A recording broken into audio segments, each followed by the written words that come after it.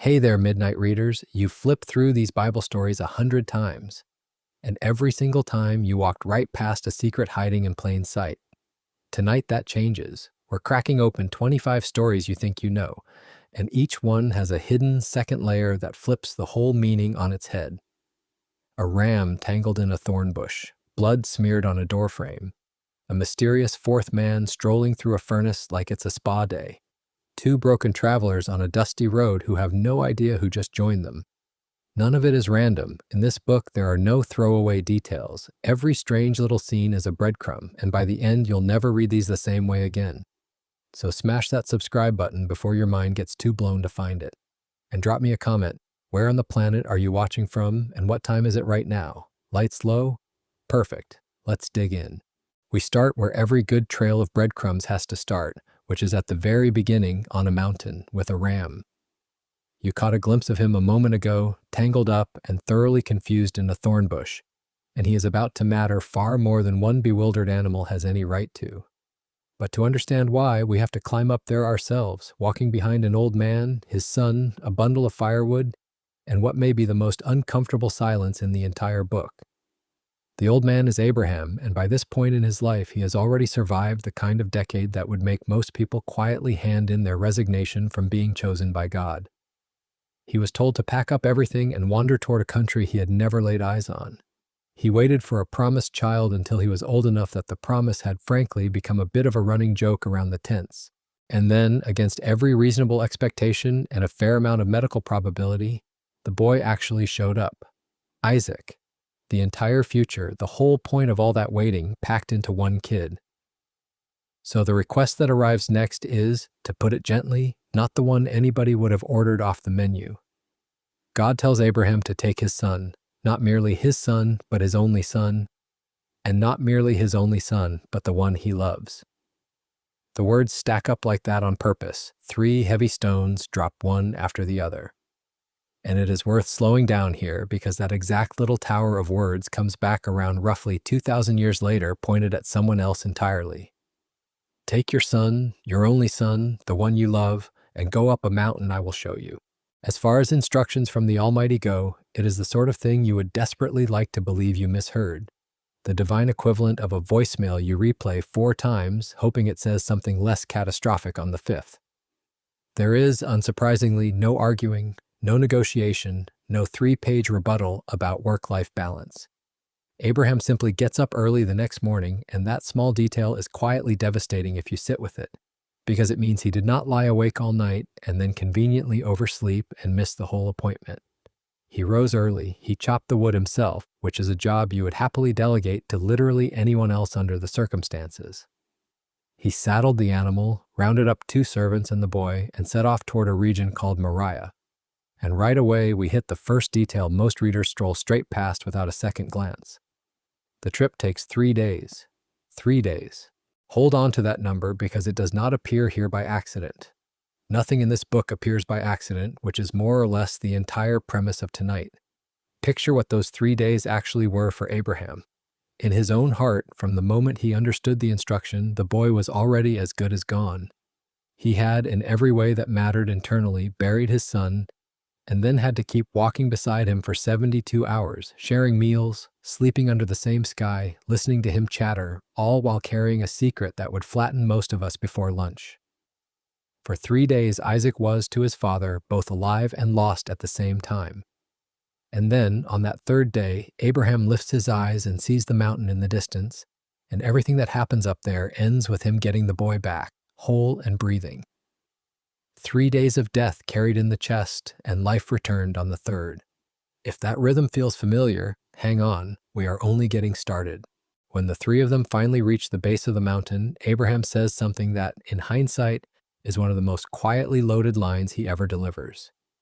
He turns to the 2 servants and tells them to stay put with the animal because he and the boy are going up to worship, and then, he tells them, the 2 of us will come back to you. The 2 of us. Not I will return alone with a heavy heart and a story I cannot bring myself to tell. He fully expects to walk back down that slope with a living son beside him, even as he climbs up with every intention of going through with the unthinkable. Much later, a writer trying to reconstruct what could possibly have been going on in Abraham's head lands on the only explanation that fits the evidence. The old man had reasoned that God was able to raise the dead, and so, in a manner of speaking, he had already received his son back from death before anything happened, having handed him over in his heart at the start, which loops us straight back to that 3-day march. He gave the boy up internally on day 1, carried the lost the whole way, and expected to receive him alive at the finish. He was not being naive or stubbornly optimistic. He had simply done the math on a God who, he had decided, could hand back even what he took away. Now watch how the load gets distributed for the final stretch, because this is one of those moments where the text hands you a picture so on the nose that it is almost impolite. Abraham takes the wood for the offering and lays it on Isaac. The boy carries the very wood on which he is meant to be laid. He hauls the instrument of his own death up the slope on his own back, step after step, entirely unaware, while his father walks alongside him carrying the fire and the knife.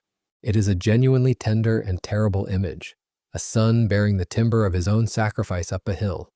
And it is the kind of image that will be redrawn on that same ridge of high ground many centuries later, when another son carries another piece of wood up a slope in Jerusalem toward a spot called Golgotha. And there is one more thing worth noticing about Isaac in that stretch, something the brisk pace of the story tends to hide from a first-time reader. He was not a small child being led along by the hand. He was strong enough to haul a load of firewood up a mountain, which makes him a young man rather than a toddler, and that quietly changes everything about what happens at the top. An aging father, well past his physical peak, could not have bound and lifted a healthy young man onto an altar against his will. Isaac would have had every opportunity to twist free, to run, to fight back, or simply to plant his feet and refuse and stroll back down the hill. He does none of it. Whatever passed between the two of them up there, the son submits and lays himself down on the wood he carried up on his own back. The victim is not overpowered. The victim agrees, which is, when you actually stop and think about it, both the more unsettling and the more important version of the story. And it is the exact shape the later scene on the other hill will take too. Not a life seized and dragged to its end, but a life laid down on purpose by someone who could have walked away. That location is not a loose guess either. The book of 2 Chronicles later pins the temple, the beating heart of the whole nation, to Mount Moriah, the exact ground we are standing on right now. So the mountain where a father almost gives up his son becomes the mountain where the entire sacrificial system will one day be housed. And by long tradition, the little hill of execution outside the city walls sits within that same stretch of rock. I will flag that last part honestly because it matters for trust. The precise identification of Moriah with the hill of the cross leans partly on tradition rather than a single tidy verse, and I would rather tell you that plainly than sell you a clean line that is only mostly clean. But even the parts anchored firmly in the text are startling enough on their own, and there is no need to oversell the seasoning when the meal is already this rich. Then comes the question. Of course there is a question. Isaac is not stupid, and after a certain number of hours trudging uphill with firewood strapped to your shoulders, a boy starts doing basic arithmetic. He has the wood, his father has the fire, his father has the knife. And there is a rather conspicuous gap in the packing list, so he says the thing that would break any parent alive. Father, here is the fire and here is the wood, but where is the lamb for the offering? It is the most innocent sentence in the whole scene and easily the heaviest. And Abraham answers with a line that will echo down through everything that follows. God himself, he says, will provide the lamb. Sit with the exact wording, because it is doing something sly and enormous at once. Abraham does not say God will provide a substitute or an animal or a way out. He says God will provide the lamb, the specific lamb, as though there is a particular one already accounted for somewhere in the plan. And here is the detail that almost everyone skates over, the hinge the whole chapter turns on. When God does step in and stop the whole thing, what Abraham finds is not a lamb at all. It is a ram, a full-grown male sheep caught by its horns in a thicket, having what is quite possibly the worst morning of any animal in recorded history, and utterly unaware it just wandered into the most important thorn bush in Scripture. Why does that swap matter so much? Because a ram and a lamb are not the same thing. And the book knows the difference even when we do not. The ram is a stand-in. It dies in Isaac's place. this once on this one mountain, so this one boy can walk back down. But it is not the lamb Abraham promised would come. That lamb is being held in reserve. That lamb is not for this mountain and this morning. The ram substitutes for Isaac today, and the promise of the lamb hangs in the air, unfulfilled, waiting for the day when the son who carries the wood up the hill does not get to walk back down, and no ram appears in any bush to take his place. Abraham speaks better than he knows. He is not describing the animal in front of him. He is describing something 2,000 years down the road. And notice, please, the single most important thing that does not happen. The knife never comes down. There is a moment of raised arm and held breath, and then a voice cuts through and stops everything, and the man survives. Isaac walks off that mountain not because he was strong or brave or particularly good at anything, but purely because something else was provided to stand in his place. He is saved by substitution, not by his own endurance. Nobody up there earns their way down. That is the whole quiet engine of the scene, and it is the engine of nearly every story we're going to look at tonight. Somebody innocent takes the place of somebody who could not save themselves. It is worth saying plainly here because it is easy to miss from a comfortable modern chair that the world Abraham lived in was not remotely squeamish about this kind of thing. Neighboring peoples genuinely did offer up their own children to their gods, treating it as a grim but ordinary transaction. And the horror you feel reading this account is precisely the horror the account is engineering on purpose. Because the whole thing builds and builds toward a God who reaches out and stops the hand and refuses the child. The point of the mountain was never that God wanted the boy. The point is that God provides the substitute and calls off the very thing the surrounding culture simply assumed you had to do. Read against its own time rather than ours, this is not a story that glorifies handing over a son. It is the moment a God steps in and says, in effect, not this, never this, I will provide something else instead. The test was aimed at the heart, not at collecting a body, and the entire design was to walk a man right up to the edge of the unthinkable, and then pull him back at the last second and press a ram into his hands, which incidentally is why the animal shows up caught by its horns rather than its foot or its wool. Caught by the horns, it is held in place, unable to bolt, essentially presented, already waiting in the thicket the whole time. Abraham lifts his eyes and only then sees it, which means the provision had been standing there before he ever needed it. He just had not turned around yet. Before Abraham leaves, he does what people in this book always do when something enormous has happened to them, which is name the place. Because ancient people were relentless about naming things, and honestly, it is a habit we have mostly lost. He calls the spot Yahweh Yireh, which means the Lord will provide, or more precisely, the Lord will see to it. And the name stuck so hard that it turned into a proverb people were still repeating long afterward, the sort of phrase that gets passed down through generations of a family until nobody quite remembers the terrifying morning it came from. On the mountain of the Lord it will be provided. A whole theology compressed into a place name, coined by a shaking old man on the worst and best day of his life. Now let us talk about the part that is easy to lecture past, which is what this actually felt like. Because the emotional core is the entire point and the theology is honestly downstream of it. For 3 days, Abraham felt something that most human beings never have to feel and would not wish on anyone. The weight of willingly giving up the child he loved most, the one the whole future depended on. That ache in his chest, that dread walking beside him disguised as an ordinary boy is meant to be a window. It is a small and human-sized preview of what the father would one day feel about his own beloved son. With one shattering difference. On this mountain, a voice reached out and grabbed Abraham's wrist at the last possible instant. On the later hill, on that same ridge of high ground, no voice reached out, no hand caught the arm. The offering was not interrupted. What Abraham was spared from finishing, the father was not. That is the difference the whole scene is quietly built to make you feel. And it lands harder the longer you resist rushing past it. There is a mirror to all this a couple of chapters further on, and it is the reason we are not leaving Abraham's household just yet, because it completes the picture in a way the sacrifice alone does not. Once Isaac is grown, Abraham does not send the boy himself out to go find a wife. Instead, he sends his most trusted servant on a long journey into a distant country, carrying gifts on a single mission. to find a bride for the son and bring her home. The servant has no idea who she is when he sets out. He arrives at a well, prays for a sign, and asks God to point her out. And along comes a young woman named Rebecca, who not only draws water for the tired stranger, but volunteers to water all of his camels too. Which, if you have never met a thirsty camel, is a genuinely heroic offer, since a camel after a desert crossing can put away an amount of water that would make a small reservoir nervous, and she signed up to haul every bucket herself. This was less a polite gesture and more a full afternoon workout, freely offered to a man she had never seen before. The servant loads her with jewelry, meets her family, explains the mission, and then the whole thing hinges on a single question put to Rebecca directly.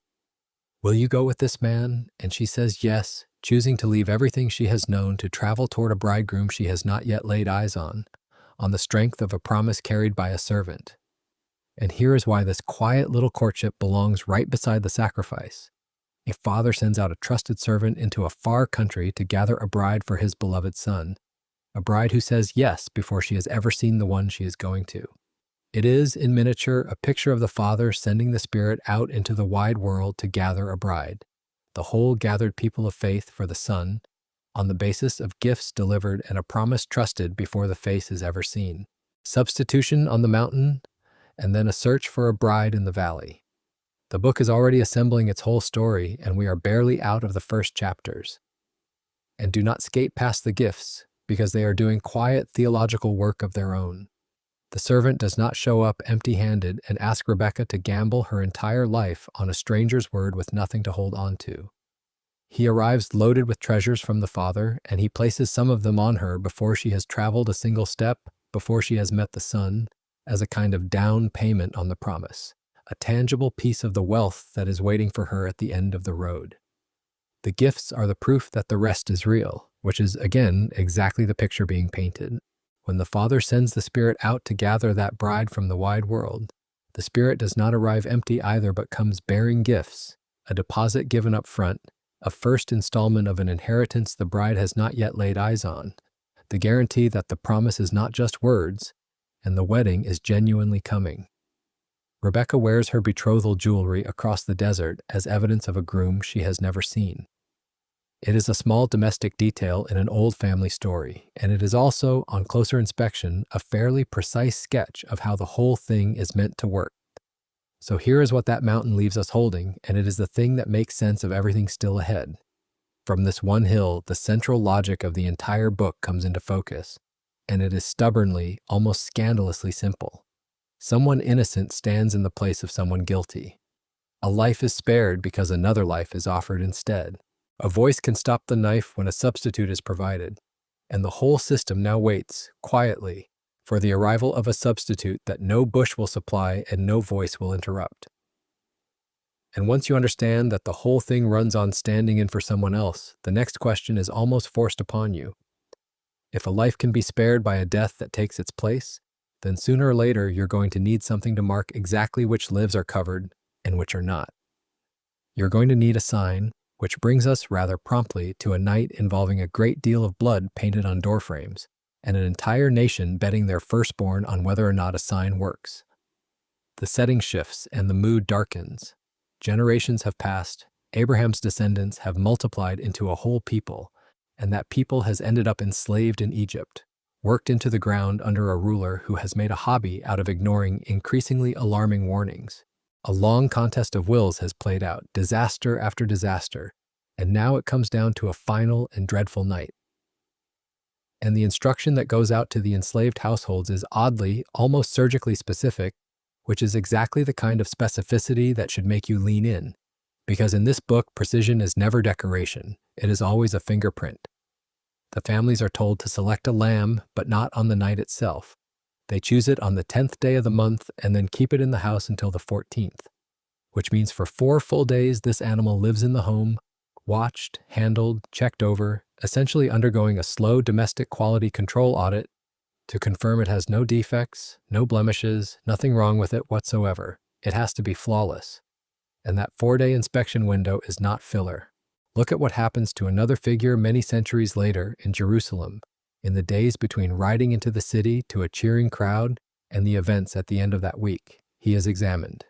Repeatedly, questioned by religious authorities, interrogated by the local governor, cross-examined by a visiting ruler, tested in public by people actively hunting for a flaw to pin on him. And each one, however grudgingly, comes back with the same verdict. They can find nothing wrong with this man. 4 days of a lamb inspected for defects, and a stretch of examination that ends with a spotless verdict. The rhyme is deliberate, then the blood.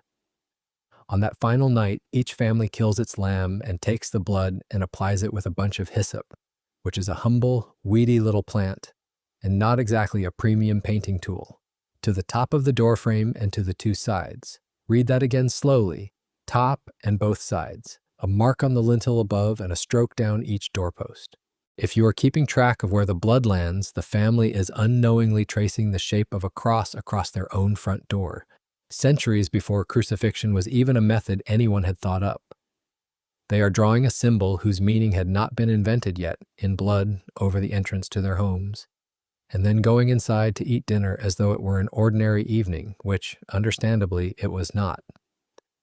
And there is a rule attached to the lamb that seems minor until it detonates much later. Not one of its bones is to be broken. Whatever else you do, keep the skeleton intact. It is a strange little regulation to include in a night this heavy, and for a long time it just sits there looking like ceremonial fine print. Then, generations down the line, John writes down something he personally witnessed at that later execution. Of the men killed that day, the soldiers broke the legs of 2 of them to hasten the end, standard grim procedure. But when they came to the one in the middle, they found him already gone and left his legs alone. And John, who clearly knows exactly what he's doing, points straight back and notes that this happened so the old instruction would be fulfilled. Not one of his bones shall be broken. A throwaway rule about a dinner animal turns out to have been a specification, filed in advance, waiting. Here's the part that ought to land the hardest, though, because it goes to the whole point of the night. When the great and terrible thing swept through Egypt, it did not check the resumes of the people inside each house. It did not audit their behavior or weigh their virtue or grade them on how good a year they had been having. It looked for one thing and one thing only, the blood on the door. Where the sign was present, death passed over, which is precisely where the whole festival gets its name. Passover. The families inside were not saved because they were better people than their neighbors. They were saved because the sign was on the door. It was never about the worthiness of the residents. It was about the mark. And that distinction is going to keep coming back all night, so let it settle in now. What protects the house is not the goodness of the people huddled inside it, but the sign of a life given in their place. There is more to that final night than the red on the doorway, though, because the families do not simply mark the frame and go to bed. They eat the lamb, all of it, roasted that very night. And this is not a throwaway detail. The animal that stands in for them is not only a sign on the outside of the house, it is taken inside, received, made part of the very people it is covering. Substitution here is not kept politely at arm's length out on the doorpost. It is brought to the table and eaten, and it comes with side dishes that all carry weight.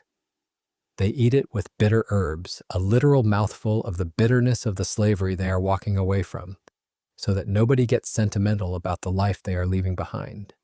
They eat bread made without yeast, partly because there is simply no time to let dough rise when you are fleeing for your lives before dawn, and partly because yeast, that quiet little agent that spreads and puffs and works its way invisibly through an entire batch of dough, becomes a running picture in this book for the way a small corruption creeps through everything it touches.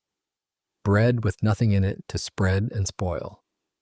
And they eat the whole meal already dressed to travel, sandals on their feet, staff in hand, ready to bolt the instant the door opens, which is a genuinely strange way to eat dinner, and a perfect portrait of people who are finally completely done with where they are. It is worth pausing, too, on exactly whose life hung in the balance that night because it was not chosen at random. The thing that moved through the land came for the firstborn, the eldest son of each household, the one who carried the family name, the inheritance, and the future all on his own shoulders. In a world built almost entirely around the firstborn son, that was the single most precious and most representative life a family had. And the only thing standing between that firstborn and the dark was the death of the lamb in his place. A firstborn son spared because a substitute died instead of him. tuck that away carefully because a very long way further down the road there is a firstborn son who does not get handed a substitute at all, who instead becomes the substitute himself so that a far larger household of people can be passed over once and for all. The arrangement being set up on this night is not really about livestock and door frames. It is a rehearsal, and the roles are already being quietly assigned. But blood on a door is only the first movement of this story, because the same escape has water in it too. When the people finally flee, they are pinned against a sea with an army closing behind them, which is a fairly literal definition of no way out. And the water opens and they walk straight through it on dry ground, from the land of their slavery into open freedom on the far shore. For a long time, people read that purely as a grand escape scene, all spectacle and drama. But much later, Paul goes back to it and gives it a name most first-time readers never see coming. He calls that crossing a kind of baptism, describing the whole nation as having been baptized into their leader in the cloud and in the sea, passing down into the water as slaves and coming up on the other side as a free people, going under the water in bondage and rising out of it belonging to someone new. He is telling us the sea crossing was never only an escape. It was a picture, drawn in advance, of what happens to a person who goes down into the water and comes up changed. And notice what that same water does on its way to setting them free, because it quietly does two jobs at once. The people walk through and step out onto the far shore, but the very sea that parted for them closes back over the army thundering after them, so that the instant they reach dry ground, the life they were escaping is simply gone behind them. Cut off, no longer even an option to crawl back to. That is part of the picture too, and it is easy to skip. To pass through the water is not only to be carried forward into a new life, it is to have the old master, the old bondage, the thing that used to own you, sealed off for good at your back. You come up on the far bank and there is no road home to the brickyards, because the road itself is now underwater. Freedom in this telling is never just gaining something new and shiny. It is also losing the ability to return to the old thing that had its hooks in you, which, if we are honest, is usually the harder and more merciful half of the deal. And then, once they are through, there is bread, which forms the third layer and completes the pattern. Out in the wilderness with no farms, no markets, and no visible way to feed a crowd that size, the people wake up to find thin flakes of food covering the ground each morning, bread that simply arrives from above. They named it with a word that basically amounts to a baffled, what is it? Which is honestly the most relatable naming decision in the whole book. And it came with peculiar rules. You had to gather it fresh every single day, and if you hoarded extra out of anxiety, it spoiled by morning. So there was no stockpiling your way to security, except on the day before the day of rest, when a double portion kept perfectly and none fell on the rest day at all. Bread from heaven, given daily, that could not be stored and had to be received new each morning. Much later, a teacher stands up in front of a crowd who is very interested in free food and tells them plainly that he himself is the true bread from heaven, the bread of life, the real thing the wilderness bread had only been sketching. The flakes on the ground were a rough draft. He was the finished version, and the daily rhythm of that bread was the whole lesson, not an inconvenient scheduling quirk. The people who tried to grab a little extra and squirrel it away, hedging against an uncertain tomorrow, woke up to find their stash crawling with worms and reeking by morning, because the point was never a well-stocked pantry.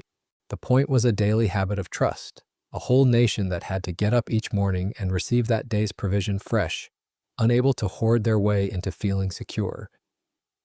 Much later, when a certain teacher taught his followers a short prayer to pray, one of the lines he handed them was a simple request for daily bread.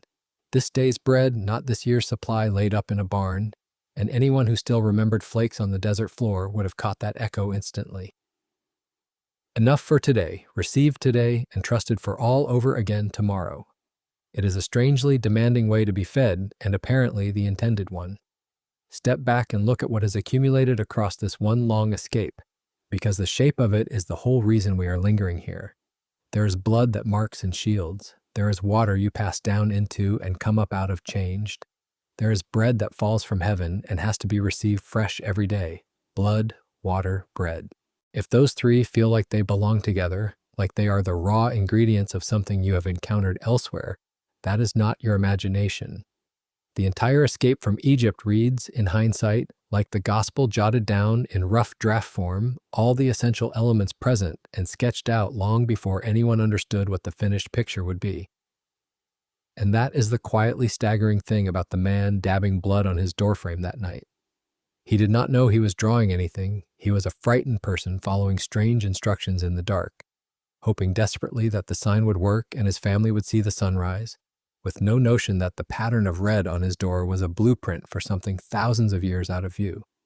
He was too close to it and too terrified to see the design. That view is reserved for us, standing far enough back that the whole drawing snaps into focus, able to see what he was tracing precisely because we are not the ones with a trembling hand and a bunch of hyssop, betting our children on a promise in the dark, which leaves us standing at the edge of an uncomfortable and irresistible realization, the one that pulls us straight into everything still ahead. If a mark of blood on a doorway can hold back death for one night, and if that whole system runs on a life given in the place of another, then the obvious next question is how far that logic actually reaches. A lamb covers a household for a single night. A ram covers one boy on one morning.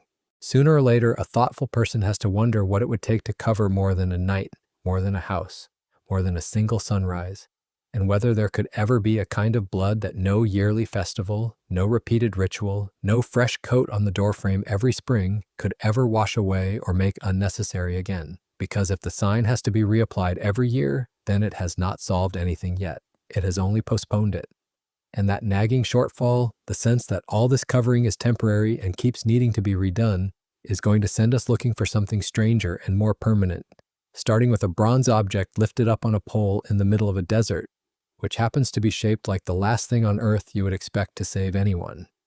Because so far the pattern has been comforting in its own way, a ram for a boy, a lamb for a household, an innocent life traded for a guilty one in a manner the human heart can just about make sense of. What comes next breaks that comfort wide open and asks the people to find their rescue not in something pure and spotless at all, but in a replica of the exact thing that was killing them, raised up in plain sight and healing everyone willing to do nothing more than look at it. The stage for that next scene is the same endless stretch of wilderness, and the cast is the same enormous crowd of freshly freed people, who by this point have developed one truly world-class skill, and it is complaining. Give them a miracle, and they will find the fine print. They were rescued out of slavery with blood on the door, carried through a sea that drowned the army behind them, and fed every single morning with bread that fell out of the sky for free, which you would think might buy a little goodwill. It does not. After enough mornings, even bread from heaven starts collecting one-star reviews. The people are tired, the route is long, and they begin to grumble about the food, the water, the leadership, and the general management of the whole operation, complaining, in effect, that they were dragged out into the desert to die, which is a bold thing to say about the deity currently keeping you alive with daily airdrops. And the particular target of their complaint is almost too perfect. They single out the bread from heaven and call it worthless, miserable, contemptible food, which is a genuinely spectacular thing to say about a substance that materializes on the ground for free every morning, specifically so that you do not starve to death in a place with no farms. It is the ancient equivalent of standing in a rescue helicopter and complaining about the seat cushions. This is worth flagging not to pile on the Israelites who were exhausted and frightened and no worse than the rest of us would be, but because the whole rest of the story turns on it. The problem in the camp was never really the snakes were the symptom. The real poison was already circulating long before the first fang went in, and it was the slow, familiar venom of despising the very thing that was keeping you alive. The serpents on the ground were just a visible version of something that had been in the bloodstream all along, and then things get considerably worse because venomous snakes move through the camp. This is, it should be said, roughly the last upgrade anyone wants on an already miserable camping trip. People are bitten, people are dying, and the mood shifts fast from entitled grumbling to genuine terror, which is usually how it goes. The crowd comes running back to Moses, suddenly very interested in his leadership again, begging him to make it stop. So Moses does what he does, which is take it to God and ask for a fix. And the fix that comes back is, frankly, one of the strangest prescriptions in the entire book. God does not simply banish the snakes. He does not wave them away or replace them with something friendlier. Instead, he tells Moses to make a serpent out of bronze, mount it on a pole, and lift it up high in the middle of the camp where everyone can see it. And the deal is this: anyone who gets bitten only has to look at the bronze snake on the pole, and they will live. That is the whole treatment plan. Not an anti-venom, not a bandage, not a ritual with 17 steps and a waiting list. Just look, turn your head, lift your eyes to the thing on the pole, and you survive. Now stop and actually feel how bizarre that is, because we tend to nod along to familiar stories without letting them be as odd as they truly are. The people are being killed by serpents, and the cure God prescribes is an image of a serpent. He hands them a bronze replica of the very thing that is poisoning them and tells them to stare at it in order to live. Imagine a doctor treating a snake bite by hanging a giant sculpture of a snake over your bed and telling you healing is a matter of eye contact. It makes no medical sense whatsoever, and it is not supposed to, because the logic here is not medical. It is something much stranger and much deeper. And it gets stranger when you remember what the serpent stands for in this book. This is not a neutral animal. The serpent is the creature tangled up with the very first act of rebellion, the whispering thing in the garden at the beginning of everything, the standing symbol of the curse and of the poison that got into the human story in the first place. So the image on the pole is not just a picture of the snakes in the camp. It is a picture of the curse itself, the whole problem, the thing behind the thing, lifted up in plain sight. Which raises the obvious and uncomfortable question that most retellings sail right past. Why on earth would the cure be an image of the curse? Why is the remedy a sculpture of the exact thing that is destroying you? For a very long time, that question just hangs there with no clean answer.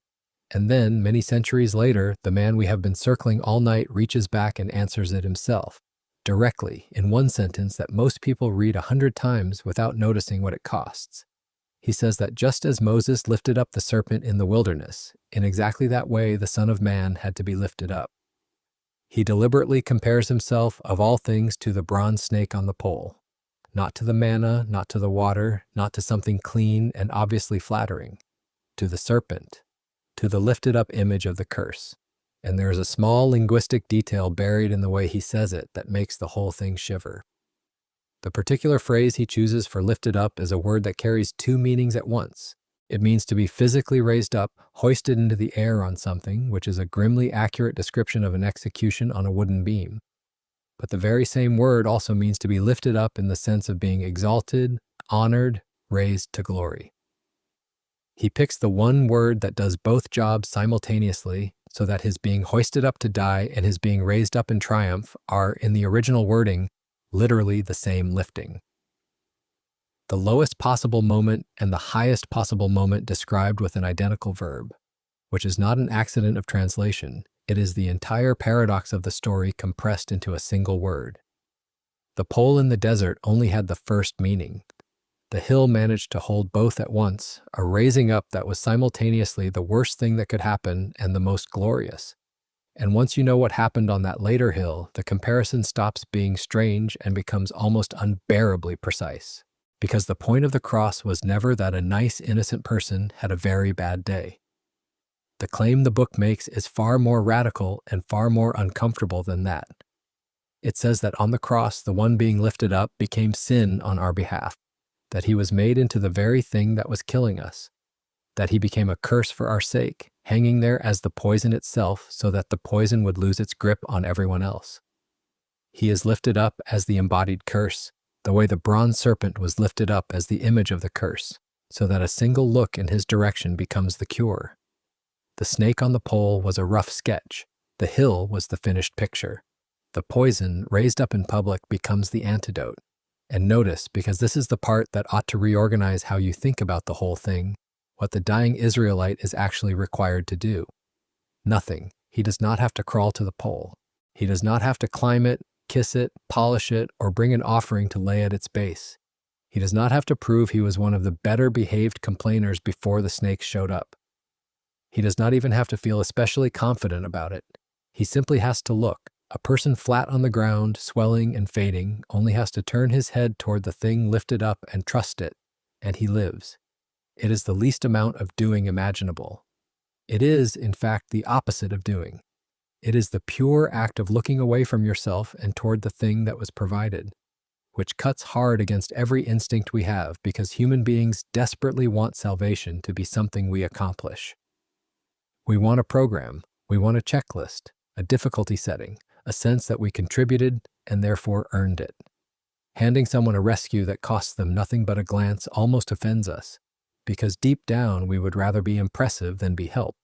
But the whole design of the pole was to strip that away entirely. There is no room to be impressive when you are lying in the dirt with venom in your blood. There is only the choice to look or not to look. Rescue here is not what you manage to do. It is what you are willing to look at. And there is a quieter obstacle to looking than pride, one that anyone who has ever been genuinely afraid will recognize. When you have been bitten, when the poison is real and the pain is spreading, the most natural thing in the world is to stare at the wound. To look down at yourself, at the swelling, at the damage, at how bad it is getting, running the grim arithmetic of your own condition over and over. That downward, inward stare feels responsible. It feels like taking the situation seriously. And it is also exactly the thing that will kill you, because the cure was never located in the wound. It was up on the pole. The dying man who spends his last strength examining his own bite, cataloging his symptoms, despairing over how far the venom has traveled, is looking in the one direction that offers nothing. Healing required him to stop staring at the problem inside himself and lift his eyes to the remedy outside himself, which is a harder redirection than it sounds because self-examination is a comfortable prison. Looking up means admitting the answer was never going to be found by looking down. And there is one more feature of that pole worth noticing, which is that it was lifted high on purpose so that everyone could see it. The cure was not tucked away in a tent that only the priests could enter, or reserved for the front of some enormous line, or handed out privately to the well-connected.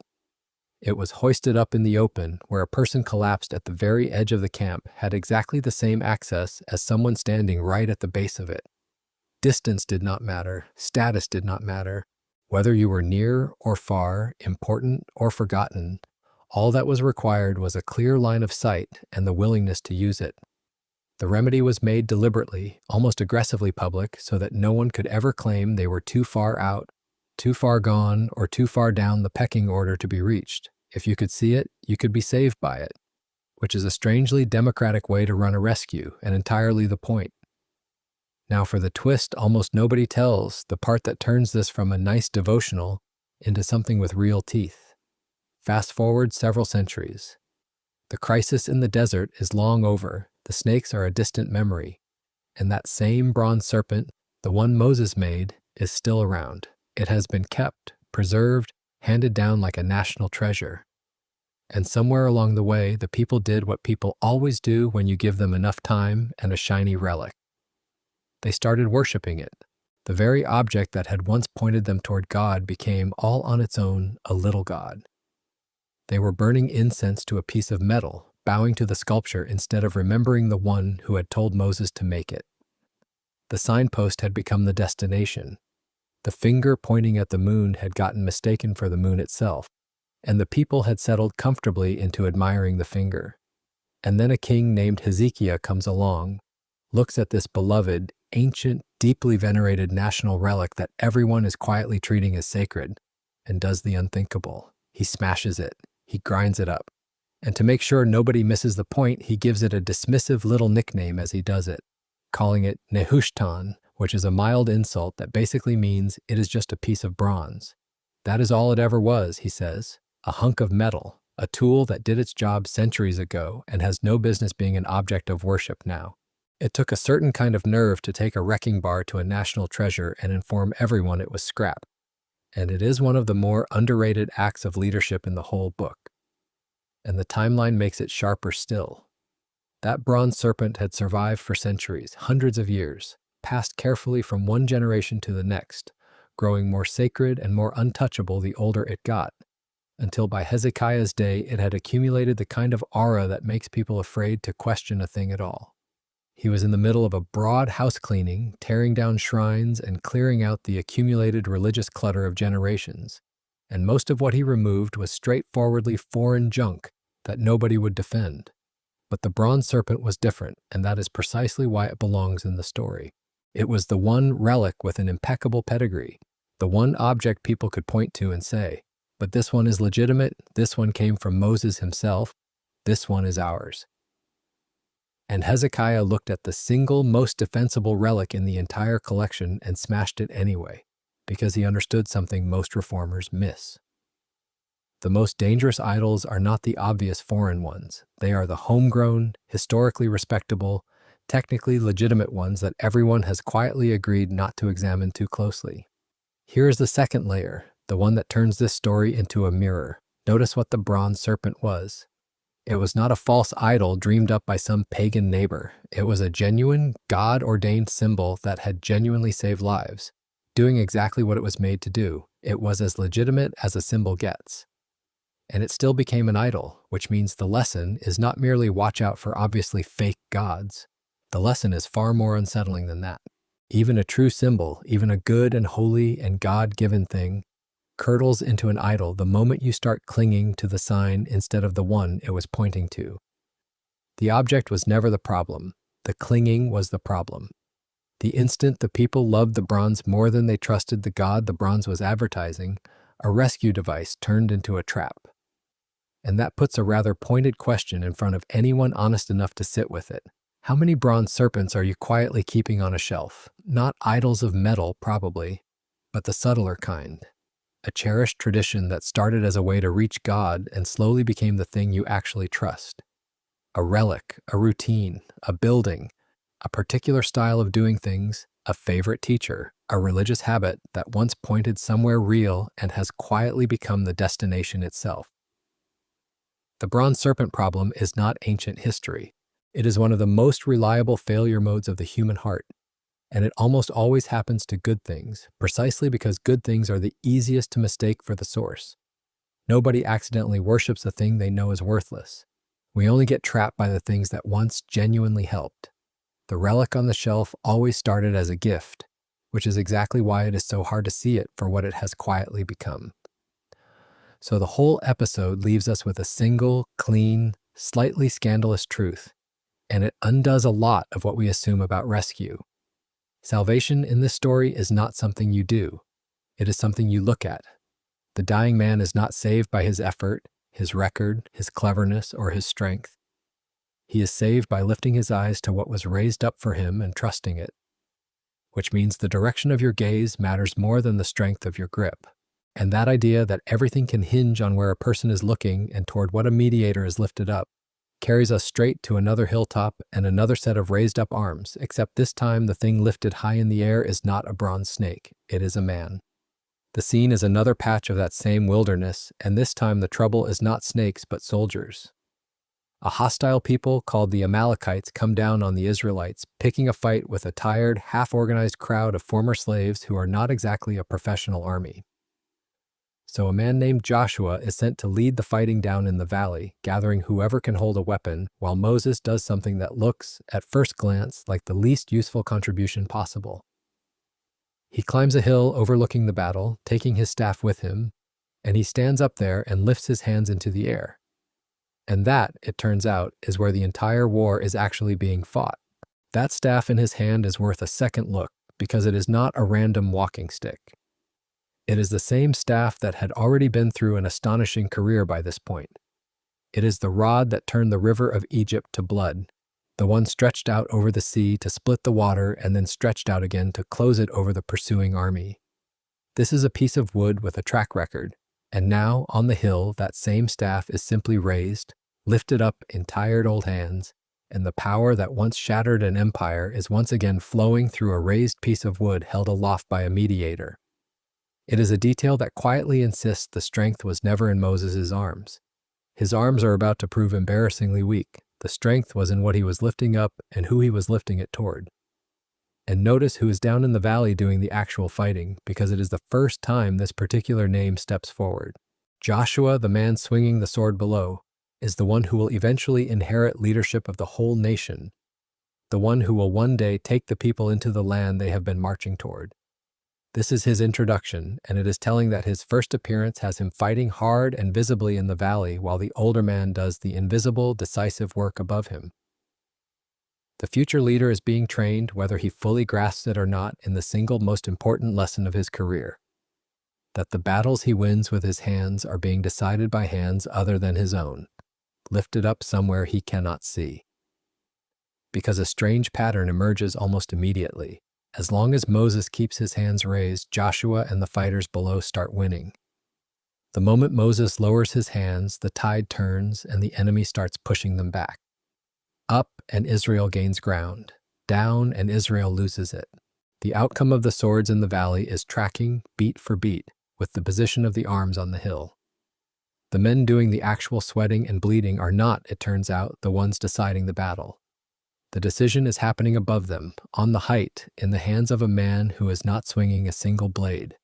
Take that seriously for a second instead of treating it as a charming illustration, because it quietly inverts everything about how we assume battles are won. Every eye down in the valley is fixed on the clash of iron, the strategy, the strength, the courage of the fighters, and all of that is real and all of it matters.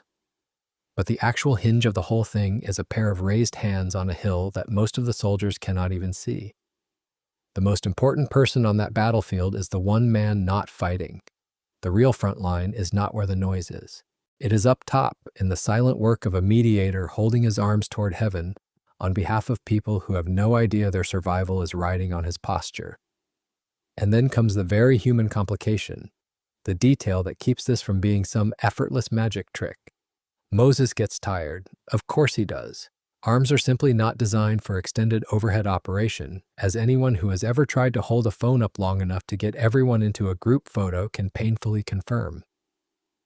Hold your hands over your head for a few minutes and they turn to lead. Moses is an old man. The battle drags on for hours and his arms begin to sag and drop. And every time they drop down in the valley, real people start losing ground and dying. His fatigue is not a private inconvenience. It has a body count. The exhaustion of the one holding up his hands is directly, terribly connected to the fate of everyone below. So two men, Aaron and Hur, step in and do something that turns the picture into something unforgettable. They find a stone and roll it over so Moses can sit down, taking the strain off his legs, and then they take up positions on either side of him and physically hold his hands up, one man on the left, one man on the right, keeping his arms steady and raised. And they stay like that, propping him up, holding his tired arms aloft, until the sun goes down and the battle is finally won. Picture what that actually looks like from a distance. A man on a height, seated, his arms stretched out and held up on both sides by others, staying there, arms extended, until sunset, while a life or death struggle plays out below and the outcome hangs entirely on those outstretched arms. It is a man held in a stretched out, cross-shaped posture in the air until the end of the day, and everyone's survival depends on the arms staying up. If that image is starting to feel familiar, it should, because this is a rough, early sketch of a mediator whose outstretched arms would one day hold up far more than a single day's battle. Another figure on another height, arms stretched wide, and held up not by helpers but by nails, staying there until the sun went down, with the survival of a whole people riding on those arms staying extended. The Valley of Amalek was a preview, drawn in the plainest possible terms, of the day when the intercessors' raised arms would win the real war while everyone at the foot of the hill assumed the important action was somewhere else. Moses on the rock with his arms held up until evening is the wilderness draft. The finished version came later, and it cost the intercessor a great deal more than tired shoulders. There is a piece of this that is easy to rush past and absolutely should not be, and it is the fact that Moses cannot do this alone. This is the whole reason Aaron and Hur are in the story at all. The mightiest leader in the nation, the man who spoke with God face to face, physically could not keep his own hands up long enough to see the thing through. He needed two other people to hold him. Intercession, it turns out, is not a solo performance by a spiritual superhero. It is a team sport. Nobody keeps their own arms raised indefinitely. The picture is not one great man single-handedly saving the day through sheer willpower.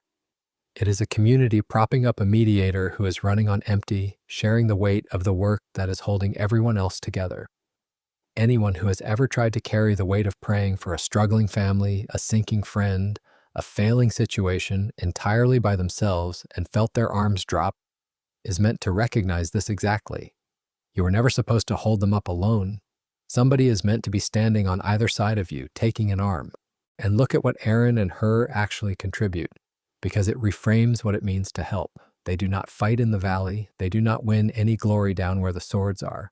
They do not even do the intercession themselves, since the raised hands are still Moses' hands.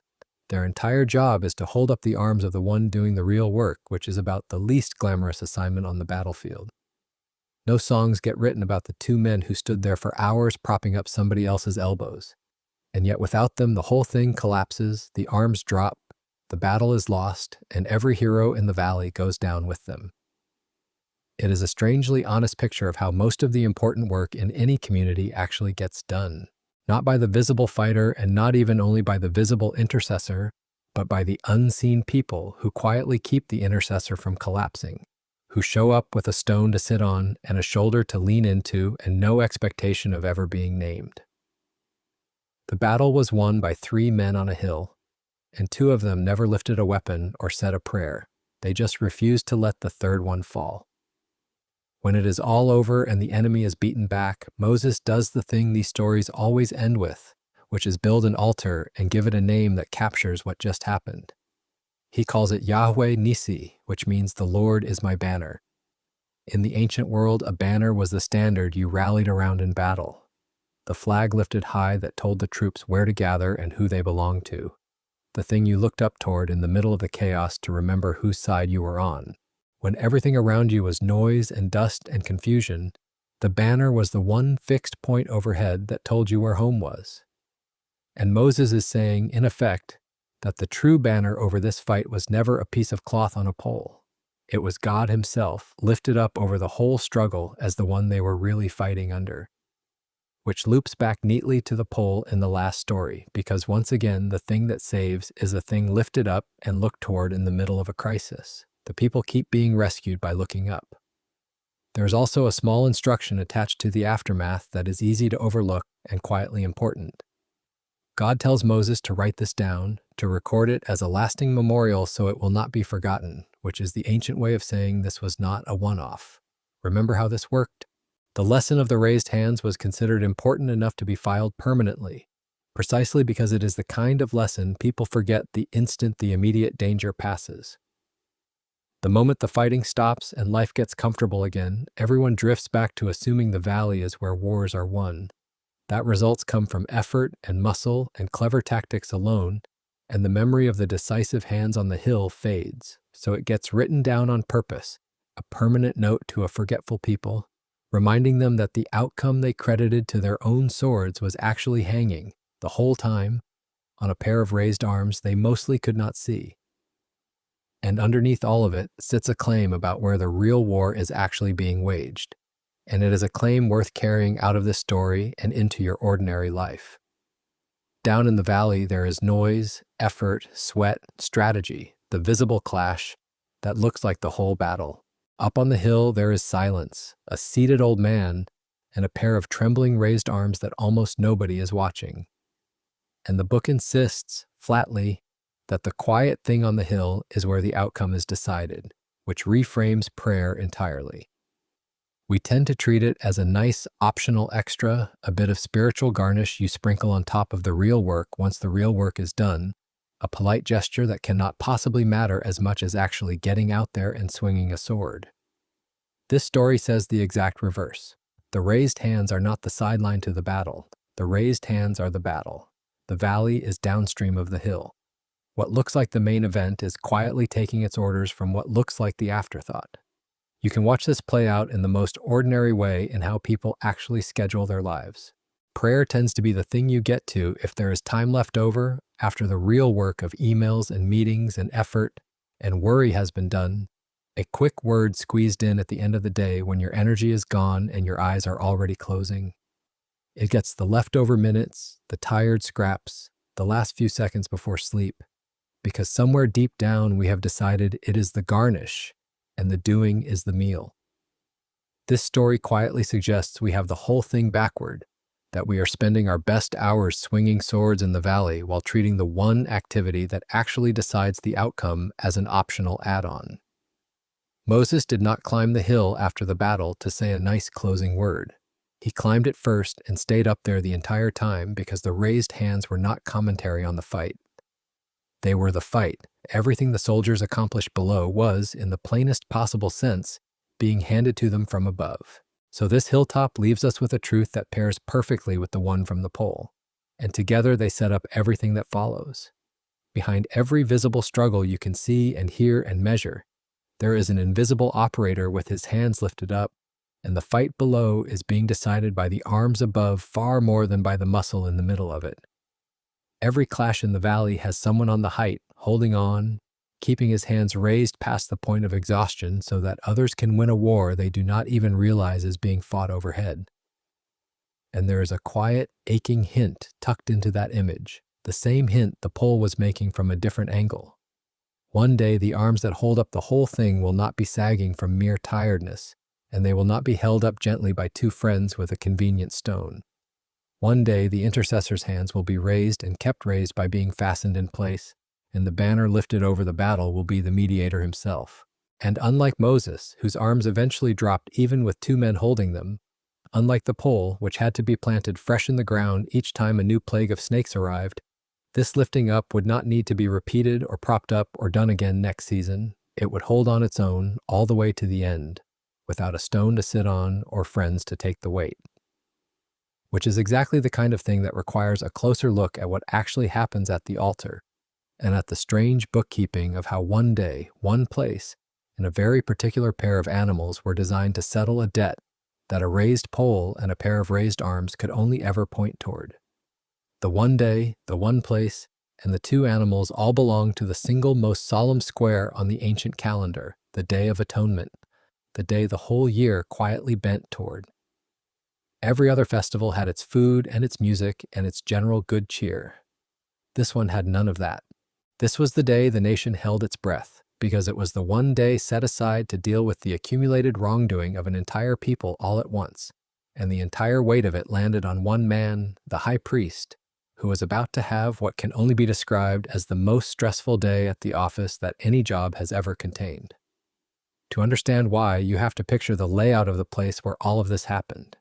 At the very center of the nation's worship sat a room, and inside that room, behind a heavy woven curtain, was a smaller inner room, the innermost chamber of the whole structure, understood to be the place where the presence itself dwelled.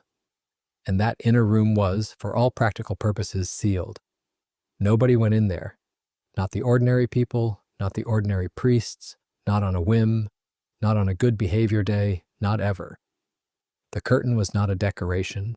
It was a barrier, a giant fabric stop sign, and the message it communicated was blunt. There is a distance between you and what is behind this, and you do not get to close it whenever you feel like it.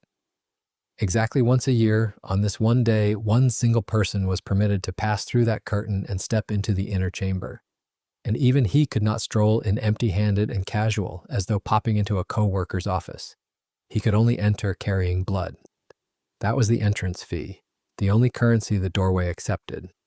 Access to the presence was a thing you paid for, and the price was never negotiable and never cheap. He went in with the blood, did what had to be done, and came back out, and the whole nation exhaled, because the distance had been bridged for one more year. But the day did not begin with the goats, and the preparations tell you a great deal about the weight of it. The high priest could not simply show up in his usual finery. On every other day of the year, he wore the ornate, colorful, gold-threaded garments of his office, the full, impressive ceremonial wardrobe. On this one day, he stripped all of that off and put on plain white linen, simple and unadorned, because you do not walk into the innermost room dressed to be admired. You walk in stripped down and humble, with nothing showy about you at all. And before he could do a single thing for anyone else, he had to deal with himself. He offered a sacrifice for his own wrongdoing and that of his own household first, because the man performing the rescue was himself a person who needed rescuing, a flawed human making atonement for other flawed humans.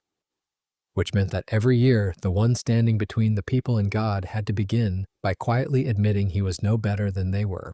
Hold that thought, because it becomes enormous later when a high priest finally arrives, who has nothing of his own to atone for and can walk straight in on everyone else's behalf without stopping to cover himself first. There was also the matter of the incense, and it was not there as a pleasant aromatic touch. Before the blood went in, the high priest carried a censer of burning incense, and the rising smoke was meant to form a cloud that screened the innermost place, a deliberate veil of smoke between the man and what he was approaching. The point was protection. Direct, unshielded exposure to that presence was understood to be lethal, and the cloud of incense was the thin mercy that let a mortal stand in that room at all without being undone by it.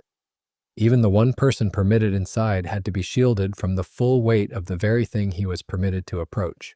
And the destination of the blood, once he was inside, deserves a name, because it is quietly one of the most beautiful details in the whole arrangement.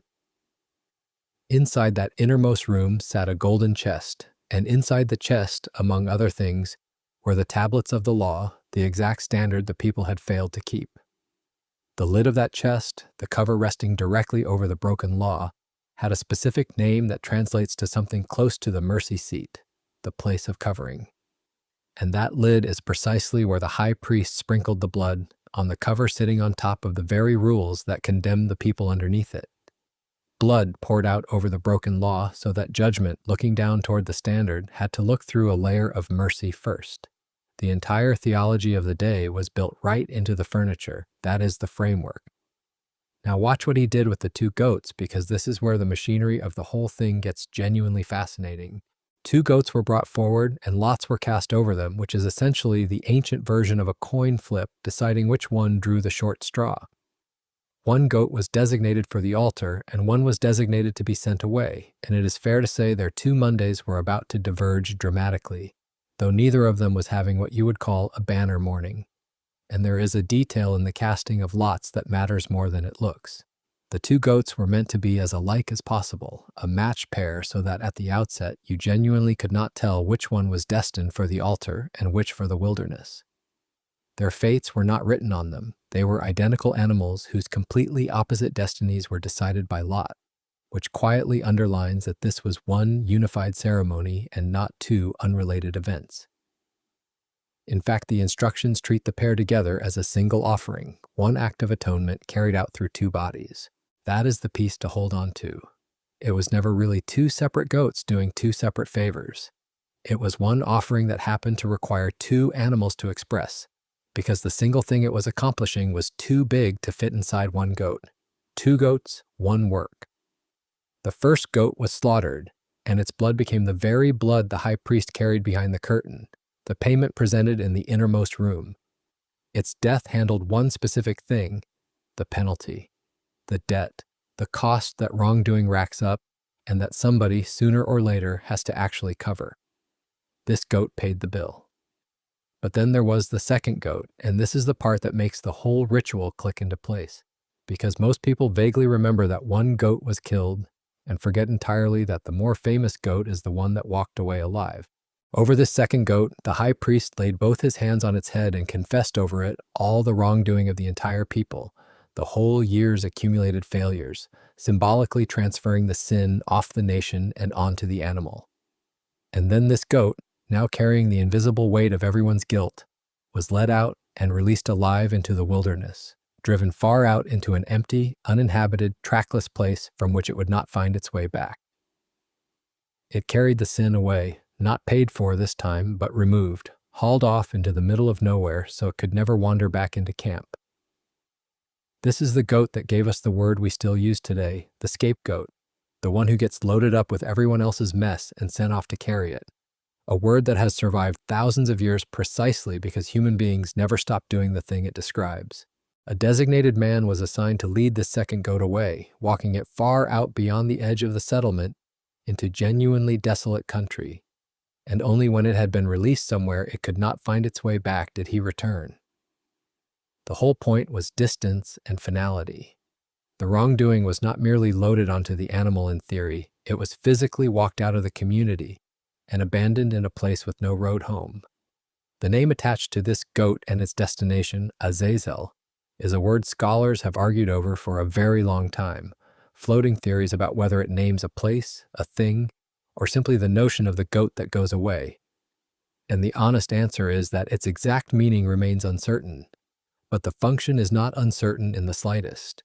Whatever the word means, the ritual it describes is unmistakable. The guilt gets carried off, out and gone, into a wilderness it was never meant to crawl back out of.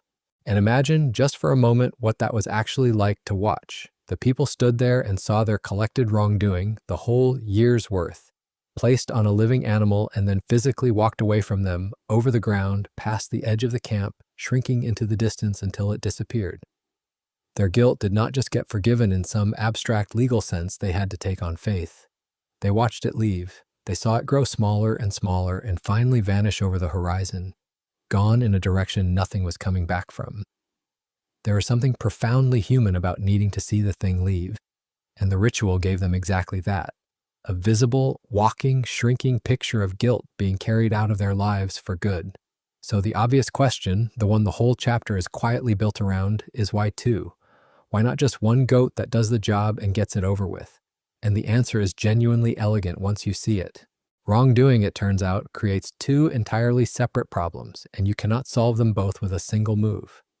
The first problem is the cost. Guilt runs up a debt, a penalty that has to be paid, a bill that does not simply evaporate because everyone would prefer it did. That is what the slaughtered goat addressed. But the second problem is different in kind. Even after a debt is paid, there is still the stain, the presence of the thing itself, the ongoing reality of the wrongdoing sitting there in the middle of the community, like a mark that will not wash out. Paying for something and getting rid of something are not the same operation. You can settle a bill and still be standing in the mess. So one goat paid the price and the other carried the mess away, because two problems needed two solutions, and a single animal could only ever do half the job. Put it in the plainest possible terms. Sin has two ends. There is the cost, which has to be covered, and there is the stain, which has to be removed, and both of them have to be dealt with, or you are only ever halfway free. It is the difference between paying off what you owe and actually having the weight lifted off you, and most of us have felt the gap between those two things. The way a debt can be technically settled and still leave you carrying something heavy. The ancient ritual understood this with a precision we tend to miss. It refused to pretend that one gesture could handle both. It sent one goat to the altar for the cost and one goat to the desert for the stain on purpose, because it took both to make a person genuinely clean. And here is where the whole thing lifts off the page, because centuries later a single figure managed to do the work of both goats at once, which is a trick no goat had ever pulled off. On the one hand, he died, the slaughtered goat, the one whose death covered the cost. On the other hand, he carried the wrongdoing away, the scapegoat, hauling the guilt off so far that an old song describes the distance as being as far as the east is from the west, which, if you think about it, is a distance with no actual endpoint, since you can travel east forever and never once arrive at west. He was, impossibly, both animals in one person. He was the altar where the price got paid, and he was the wilderness into which the stain got carried simultaneously in a single event. Everything the two goats had been acting out separately year after year, he folded into one. Now hold that against the exhausting rhythm of the old system, because the contrast is the whole point. The high priest went behind the curtain, did the work, came back out, and then crucially had to do the entire thing again the next year, and the year after that, and every year after that, forever, because the ritual was a lease, not a purchase. It covered the nation for 12 months, and then the meter started running again. It was the spiritual equivalent of a subscription you can never cancel, an annual renewal that reminds you every single time that last year's payment did not actually settle the account. It just rented you another year of coverage. The very repetition of it was a confession that it had not finished anything. If a thing is truly done, you do not have to keep redoing it. The endless annual return of the high priest behind the curtain was, in its own way, a giant flashing sign that the real solution had not arrived yet, which is exactly what makes the later contrast land so hard. Where the old high priest entered and exited, on a loop that never closed, the later one entered once. One time. Not once a year, but once, period. And then it was finished, the account settled rather than merely leased, the work completed rather than renewed. The difference between those two things is the difference between a payment you have to keep making and a payment that is actually paid. One is a treadmill, the other is a finish line. And there is one last thing that happened to that heavy curtain, the barrier we started with, the one that kept everyone out of the innermost room and turned access into something you paid for in blood exactly once a year. According to the accounts of that later day outside Jerusalem, at the very moment the mediator breathed his last, that curtain in the temple tore. Not from the bottom, where a person straining upward might manage to rip it, but from the top down, as though torn by a hand reaching down from above rather than up from below. The barrier that had said stay out for so many centuries came apart on its own, top to bottom, in the instant the price was finally paid in full. The message could hardly have been blunter. The distance that the whole annual ceremony had existed to bridge for 12 months at a stretch had just been bridged permanently, and the curtain that enforced it was suddenly unnecessary, because the room behind it was no longer sealed. The way in, paid for once and for all, was standing wide open, and it was never going to need closing again. There is a fascinating footnote to all of this, and I want to be scrupulously honest about where it comes from, because being straight with you about the sourcing is worth more than a cheap thrill. Later Jewish tradition, recorded in the Talmud rather than in the scriptures themselves, preserves a striking custom connected to this day. According to that tradition, a strip of crimson wool was used in the ceremony, and it was said that when the offering was accepted and the people's wrongdoing forgiven, this red strip would turn white, a visible signal that the day had done its work, drawing on an old line about scarlet sins becoming white as snow. And here's the part that raises the hair on your arms, told again as tradition and not as biblical text. Those same records claim that during roughly the final 40 years before the temple was destroyed, the crimson strip stopped turning white. It simply stayed red year after year, as though the signal had gone dark.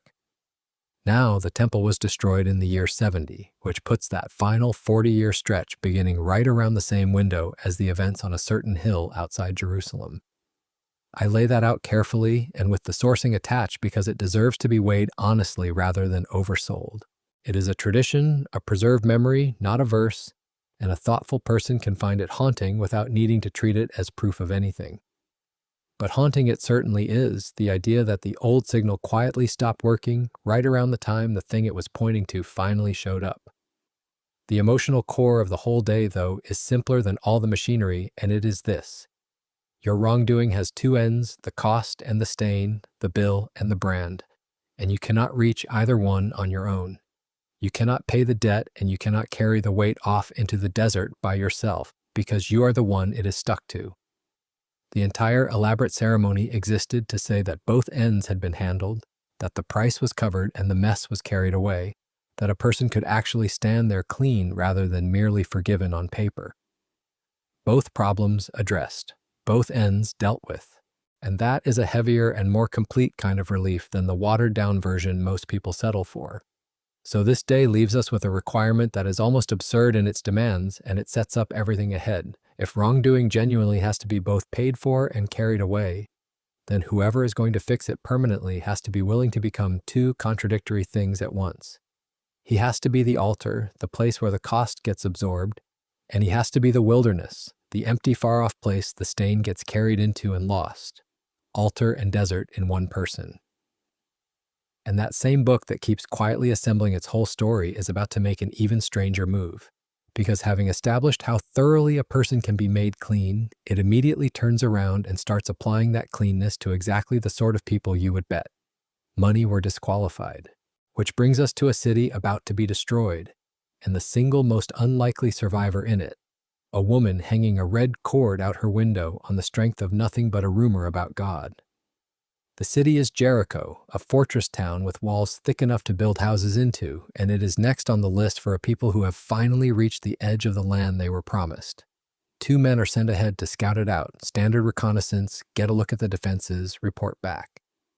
And their covert operation goes sideways almost immediately because they are spotted, word reaches the king, and suddenly the 2 elite scouts of the incoming army are fugitives in a hostile city with soldiers actively hunting for them. Not exactly the smooth intelligence mission you would hope for.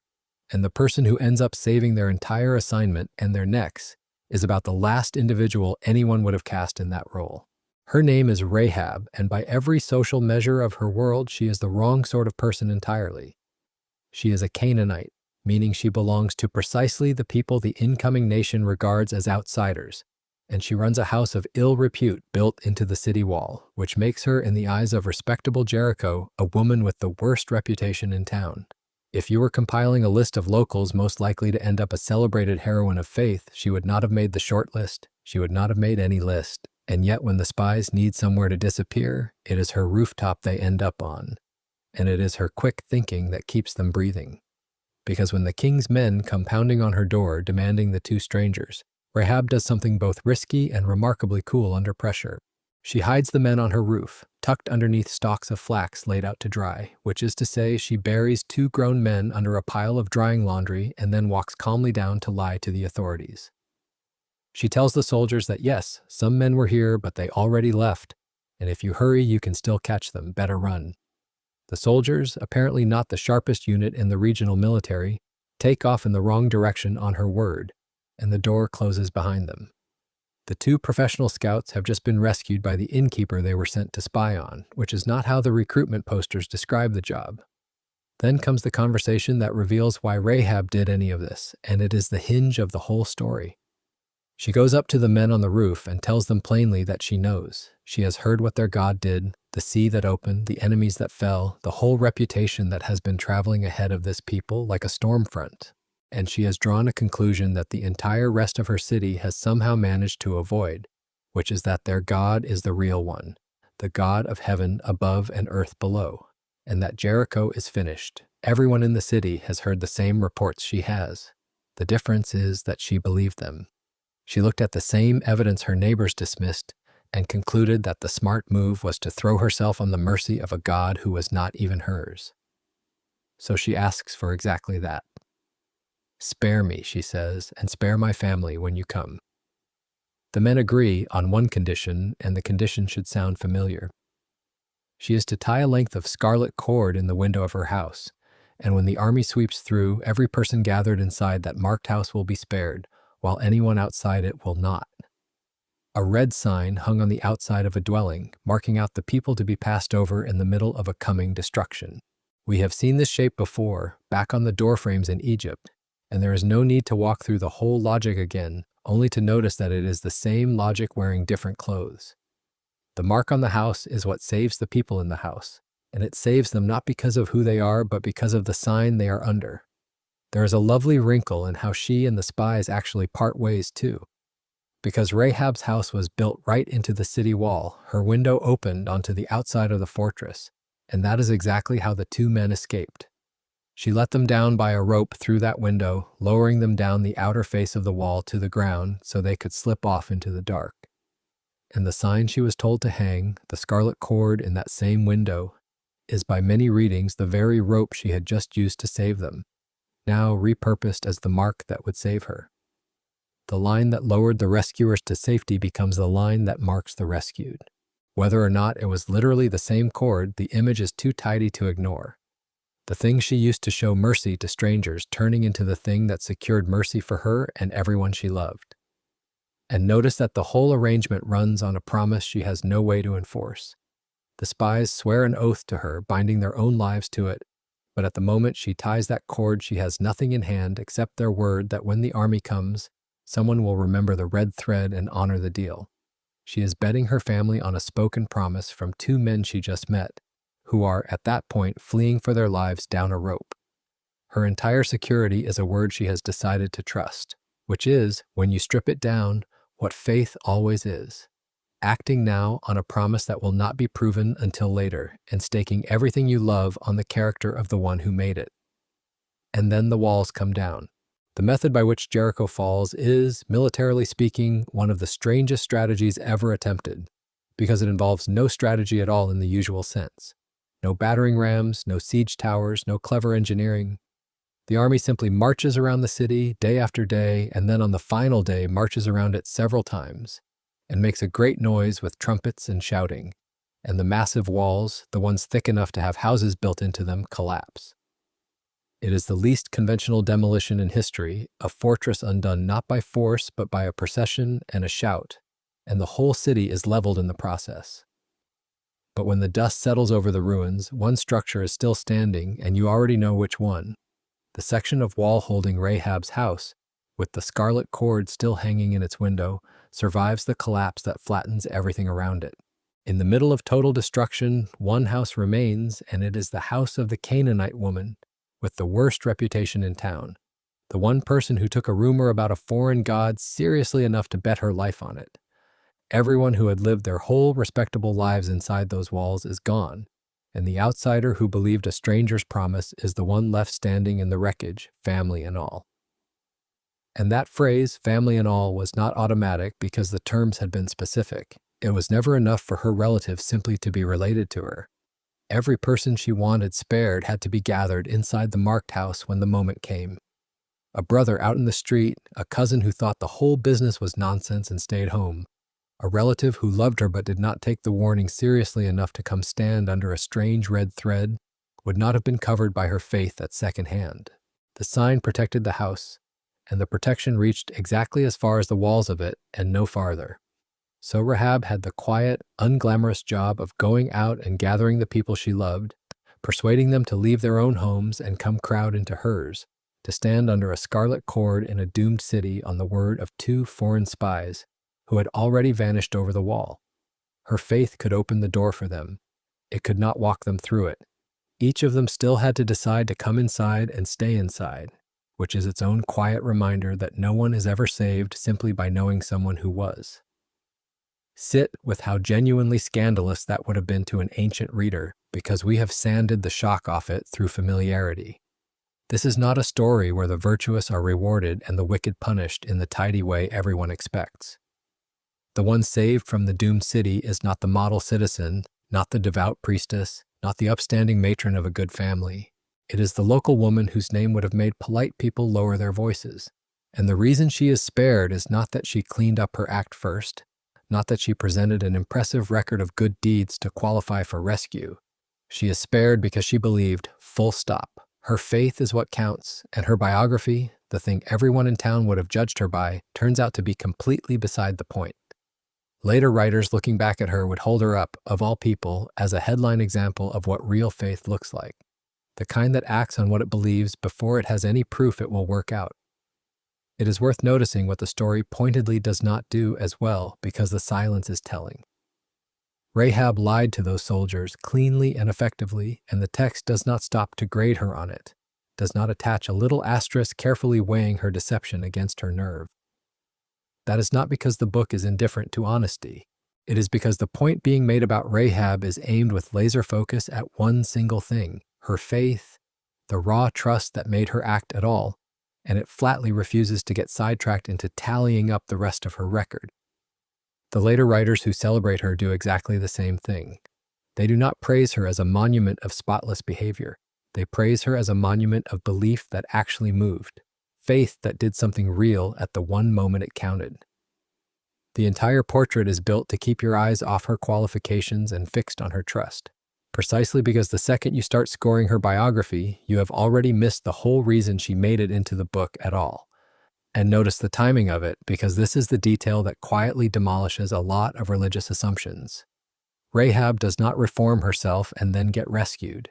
She acts on her faith while she is still, in every external respect, exactly the woman she has always been. She has not changed careers, changed reputation, or changed a single thing about her circumstances at the moment she ties that cord in the window. The trust comes first, raw and unaccompanied by any life makeover, and the rescue follows the trust rather than the cleanup. Whatever transformation comes later comes after she is already saved, not as the entrance fee.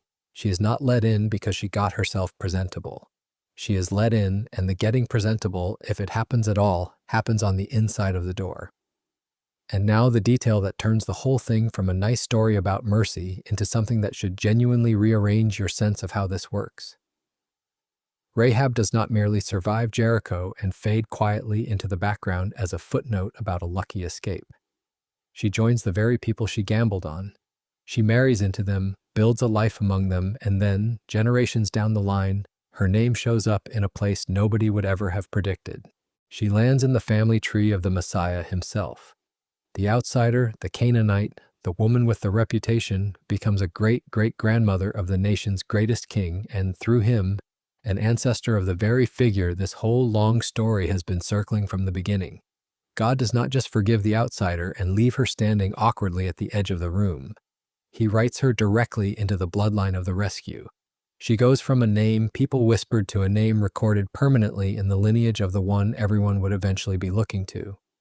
And the family tree gets even more pointed the moment you follow the names attached to it.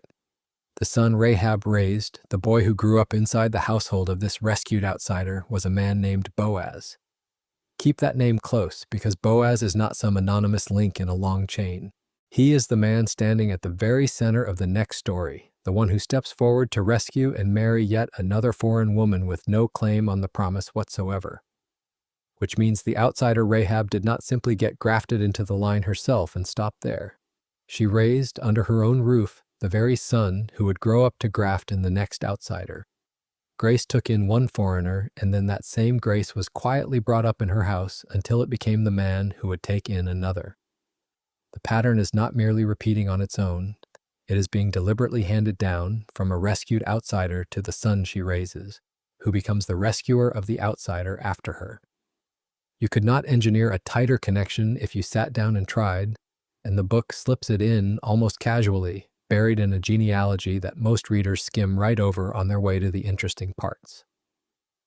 Hold that mirror up to yourself for a moment, because that is what the story is for. If there was room in the lineage of the Messiah for a Canaanite woman who ran a house on the city wall, then the entire category of people too far gone, too stained, too disreputable, too much of a mess to be wanted by God, quietly ceases to exist. It is a category we invent constantly, usually with ourselves near the top of the list. The private conviction that whatever grace is available surely does not stretch all the way to someone with our particular history. Rahab is the standing refutation of that whole idea. The single most disqualified person in a condemned city did not just squeak in around the edges of the rescue. She ended up in its family portrait. There is no version of Too Dirty that survives contact with that fact. And here's the thread worth pulling as we go, because it is not an accident and it is about to happen again. God keeps, stubbornly and almost pointedly, choosing exactly the people a sensible committee would have crossed off. Not the obvious candidates, not the respectable insiders, not the ones with the clean records and the right pedigrees, but the outsiders and the overlooked and the ones everybody else had written off. It has already been happening quietly for a while now, and with Rahab it becomes too loud to ignore. So keep your eye on it, because the very next story hands us another outsider woman, another foreigner with no obvious claim on the promise, standing at the edge of the same people and the same bloodline, waiting for someone with the right to buy her in.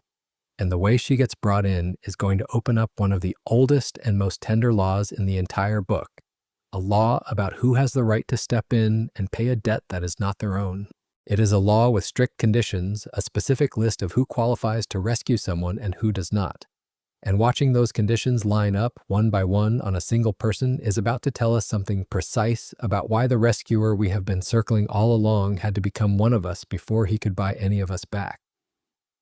The law in question is one of the most humane and least famous arrangements in the entire ancient code, and it had a name. The person at the center of it was called the Redeemer, the near relative whose job, when disaster struck a family, was to step in and make it right at his own expense.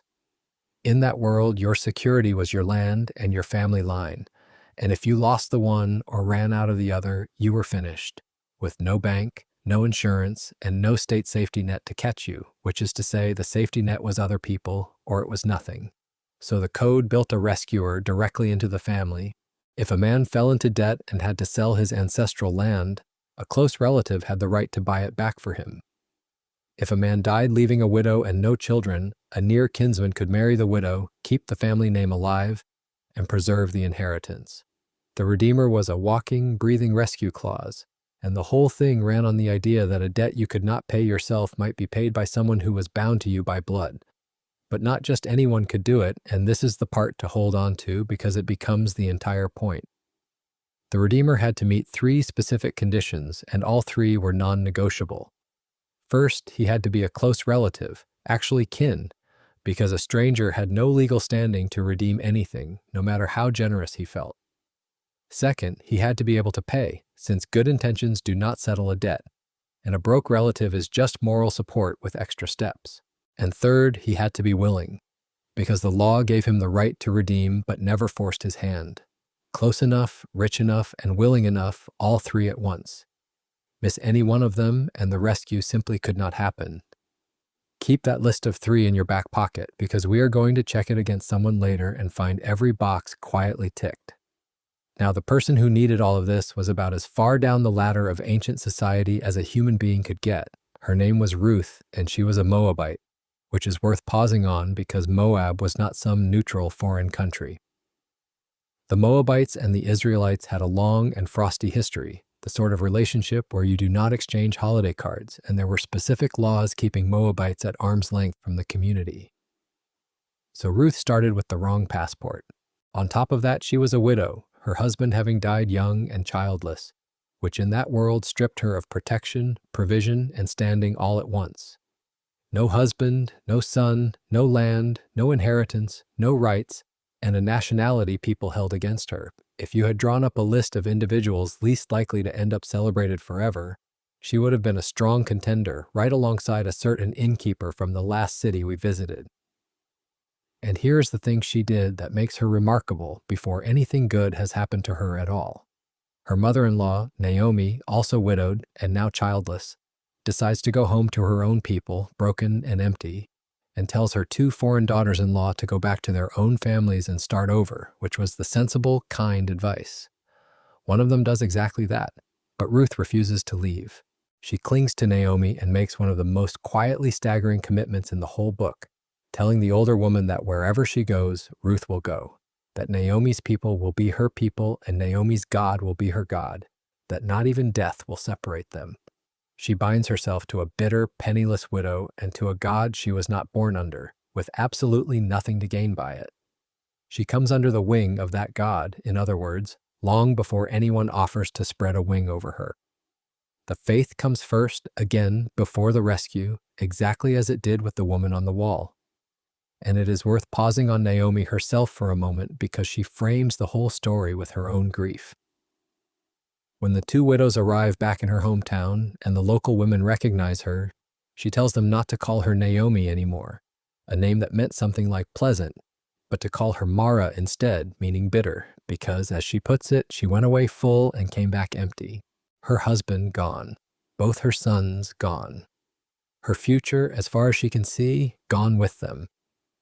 She is a portrait of a life emptied out, a woman convinced the story is over and the ending is loss. Hold that word, empty, because the book is quietly setting up a reversal.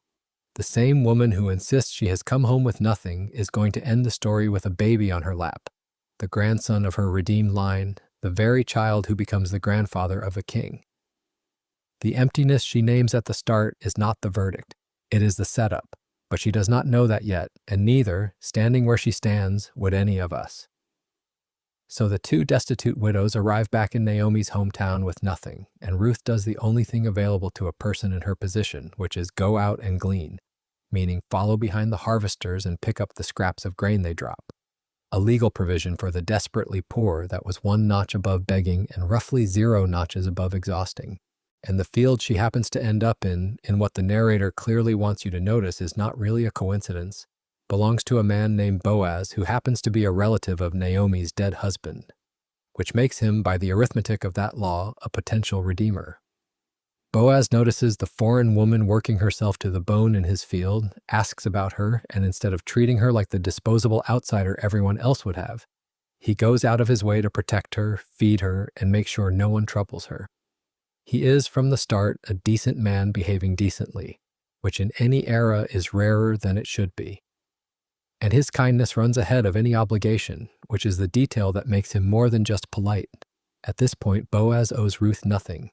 She is a foreign gleaner in his field, the lowest rung of the local economy, and the law required him only to leave the dropped scraps and otherwise leave her alone. Instead, he goes out of his way. He invites her to drink from his workers' water, tells her to stay close to his own servants where she will be safe, insists she share the meal at midday, and then, in a move that quietly tips his hand, he instructs his harvesters to deliberately pull out extra stalks from their bundles and leave them lying in her path so that her gleaning will not be scraps at all but a genuine harvest. He engineers her provision while letting her keep the dignity of gathering it herself. None of this was required. All of it was chosen. Long before there is any legal question of redemption on the table, Boaz is already treating the outsider with a generosity that looks a great deal like the thing he is about to become. The grace shows up before the transaction, which is by now a rhythm we should recognize.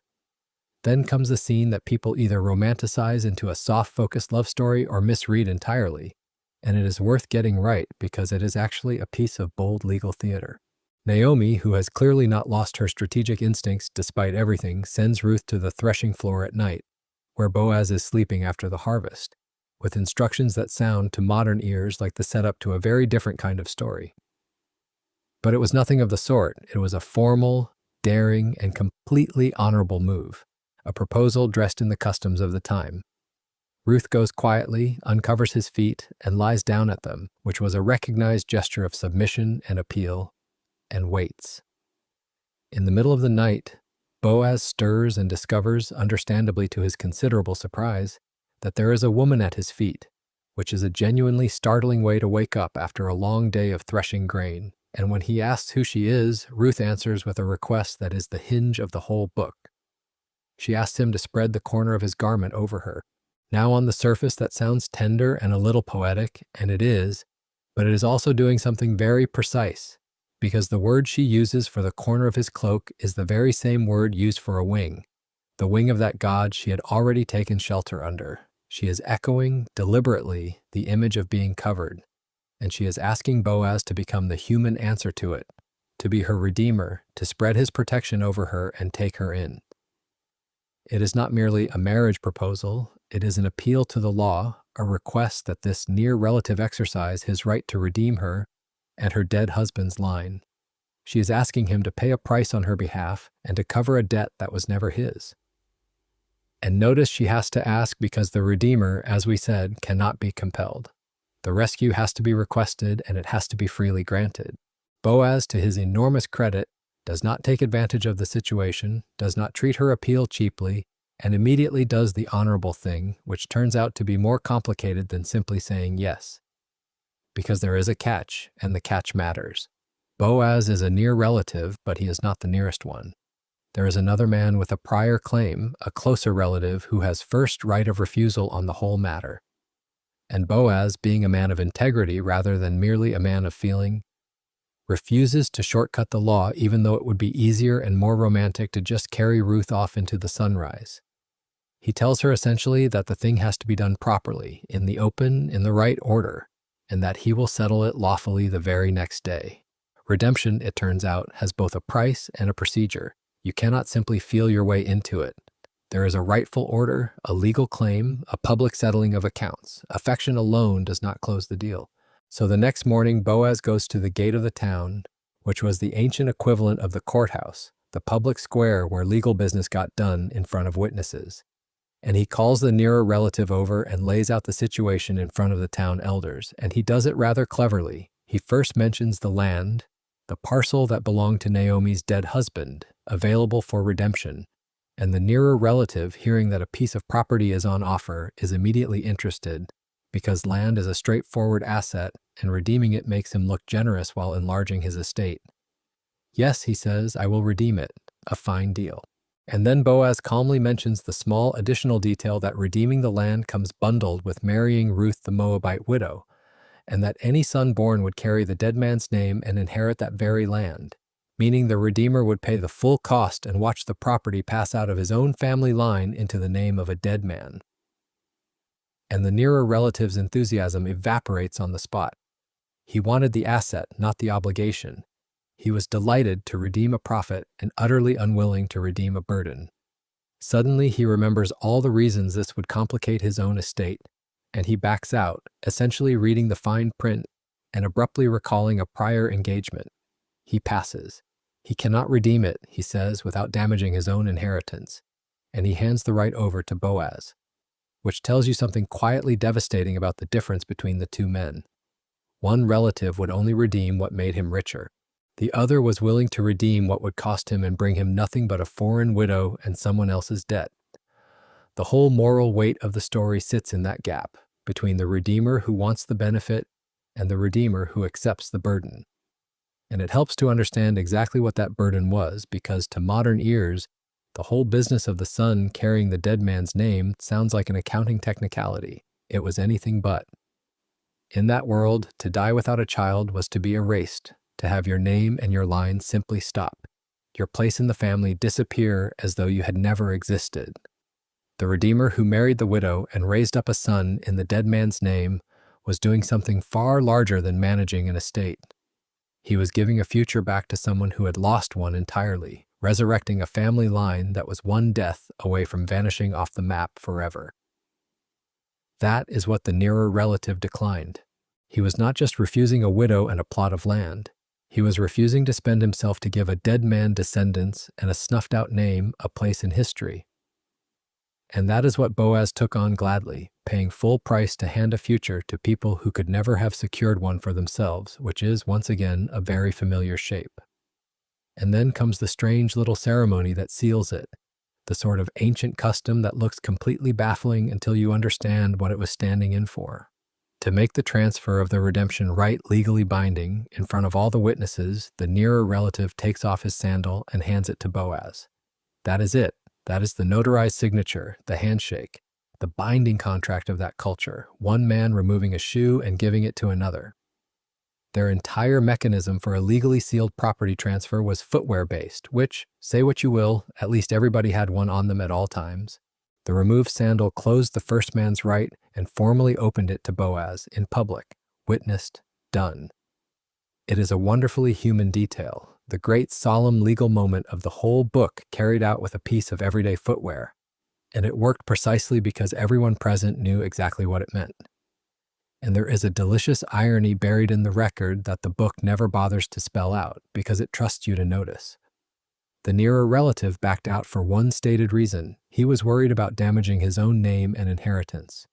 He wanted to protect his legacy, so he refused to spend himself on a foreign widow and a dead man's line, all to keep his own name intact. And the reward for his caution is that the book does not even record what his name was. He is remembered forever, if you can call it that, as a nameless man who once declined to help, a blank where a name should be. Meanwhile, Boaz, who spent himself freely and gained nothing but a needy bride and someone else's obligation, is remembered by name in the family tree of a king and, beyond him, of the one the whole story keeps pointing to. The man who clutched his name to himself lost it. The man who poured himself out is still spoken of thousands of years later. It is one of the quietest and most pointed jokes in the entire book, and it lands without a single word of commentary.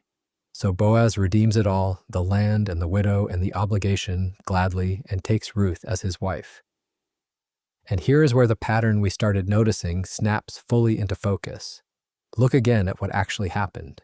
A man with the right, the means, and the willingness took on a foreign woman with no claim on him, and a debt that was never his, paid the price in full, and brought her from the very margins into the heart of the family at real cost to himself and no profit at all. That is not just a nice love story with a happy ending. That is the exact shape of the ultimate rescue the whole book has been sketching. A redeemer who takes to himself a people with nothing to offer out of pure willingness and pays what they could never pay. And run the three conditions one more time because this is where they land. A redeemer must be a close relative, and so the ultimate one became human, took on flesh and blood, made himself kin, precisely so he would have the legal right to redeem us at all. He must be able to pay, and he had the price in hand. And he must be willing, and this one, crucially, was not the reluctant relative who backed out at the fine print. He was the one who accepted the burden gladly, knowing it would cost him everything and gain him a bride who brought nothing but need. Close enough, able enough, willing enough, every box on that ancient checklist quietly ticked. And the final twist is the kind that makes you sit up because it does not stay a private happy ending. Ruth and Boaz have a son named Obed, and Obed has a son named Jesse, and Jesse has a son named David, who becomes the greatest king the nation ever produced, which means the destitute Moabite widow, the woman with the wrong passport and no rights and no prospects, ends up as the great-grandmother of the king, and therefore squarely in the family line of the Messiah himself. And if that arrangement is starting to feel familiar, it should, because we just watched it happen one generation earlier. And there is an extra sting of grace in it that an ancient audience would have felt like a jolt, because there was a specific law on the books stating that a Moabite was not to be admitted into the assembly of the community, not even down to the 10th generation. Ruth belonged, by birth, to exactly the group singled out for exclusion. And yet, within a mere handful of generations, a Moabite is not simply admitted, she is enthroned in the ancestry of the nation's greatest king. The very bloodline people would have pointed to as disqualified becomes the bloodline of the crown. Grace does not just quietly tolerate the outsider around the edges. It walks her straight past the barrier written specifically to keep her out and seats her at the head of the table. The mother of Boaz, the man who redeemed the outsider Ruth, was Rahab, the outsider from the doomed city. So the line to the throne and to the one beyond the throne runs straight through two foreign women back to back, a Canaanite and then a Moabite, mother-in-law and daughter-in-law by way of a son who redeemed exactly the kind of woman his own mother had been. Two outsiders in a row, right in the bloodline, and at this point calling it a coincidence would take more faith than the whole rest of the book combined. God is not sprinkling in the occasional outsider as a token. He is deliberately building the rescue out of the people everyone else discarded, choosing them on purpose over and over. So this leaves us holding a truth that is warmer than most people expect from an ancient legal code. There exists a relative willing to pay a debt that is not his own, who takes on the burden the calculating never would, who does it not because he is cornered into it, but because he chooses to, gladly, at his own expense. The rescue was never reluctant. It was never a favor extracted under pressure or a duty performed with a sigh. It was chosen, wanted, gladly taken up at full cost. And that word, willing, is the thread that pulls us straight into the next surprise. Because so far grace has at least been requested, Ruth asked. The woman on the wall asked. But the next story hands the same undeserved kindness to a man who did not ask for it, had done nothing to earn it, and frankly deserved a lecture more than a blessing, and it finds him at the lowest, emptiest, most God-forsaken point of his entire life, with a rock for a pillow. The man is Jacob, and to understand why his story is so scandalous, you need to know exactly what he had just done. Jacob was, to put it charitably, a schemer, a man who got what he wanted through cleverness and deception rather than honesty. And he had just pulled off the con of his life. Taking advantage of his father's blindness and old age, he had disguised himself as his older brother and tricked the dying old man into giving him the blessing meant for the firstborn, essentially stealing his brother's entire inheritance and future with a costume and a lie. It worked, and it worked so well that his brother, understandably furious, now wanted him dead, which meant Jacob had to run for his life the moment the con paid off. So the story opens with our hero, if you can call him that, fleeing into the wilderness alone, having just betrayed his father, robbed his brother, and torched every relationship behind him. Not exactly a candidate for a heavenly vision. Night catches him out in the middle of nowhere, with no shelter, no company, and no plan beyond keep moving. He has nothing, and in one of those details that quietly tells you everything about a man's situation, he takes a stone, an actual rock, and props it under his head for a pillow, and lies down in the open to sleep. It is a small image and a brutally honest one. This is a man who cheated his way to a fortune and is now sleeping on a rock in the dirt, on the run, utterly alone, which is roughly the accommodation you can expect when you have burned every bridge you ever had. Say what you like about him, at least he was traveling light, he had the blessing, technically, and absolutely nothing else, which is a very particular kind of poverty, the kind where you got exactly what you schemed for and discovered it tastes like dust. And then, on that rock, in that emptiness, to that man, heaven opens. Jacob dreams, and in the dream he sees a stairway, a great ramp or ladder set on the earth with its top reaching all the way into the sky.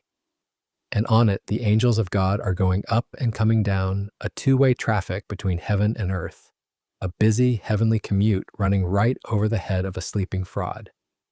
And at the very top of it stands God himself. There is a small oddity in how the traffic on that stairway is described, and it rewards a second look. The angels are said to be ascending and descending in that order, going up first and then coming down, which is slightly backwards from what you would expect since you would assume heavenly messengers start in heaven and come down. Ascending first implies they were already here, already on the ground, already at work around this fugitive before the vision ever pulled back the curtain to show him. In other words, the dream is not the moment the angels arrive, it is the moment Jacob's eyes are open to a heavenly activity that had been going on over his head the entire time, unseen, which is exactly what he blurts out when he wakes, that God had been in this place all along and he simply had not known it. The vision did not import heaven into an empty wilderness. It revealed a heaven that was already there, already busy, already surrounding a man who thought he was completely alone. And that is a quietly enormous thing to realize about your own emptiest places. Now stop and appreciate how thoroughly wrong this is by any system of fairness we would design. This vision, this open sky, this personal appearance by the Almighty is not being granted to a saint at the peak of a life of devotion. It is being handed to a fresh fugitive with a con still warm in his pocket, a man who has done nothing whatsoever to deserve a visit, and quite a lot to deserve the opposite. There is no reward being paid out here because he earned no reward. This is grace in its rawest, most undiluted form, favor shown to precisely the person with the weakest possible claim to it. And watch who speaks first, because it matters enormously. Jacob does not climb the ladder. He does not reach up, does not pray, does not repent, does not so much as clear his throat. He is asleep. And into that sleep, unprompted, God speaks, and what he says is not the lecture Jacob had every reason to expect. It is a promise. God introduces himself and then commits, out of nowhere, to being with Jacob, to keeping him wherever he goes, to bringing him back to this land, to not leaving him until every promise is kept.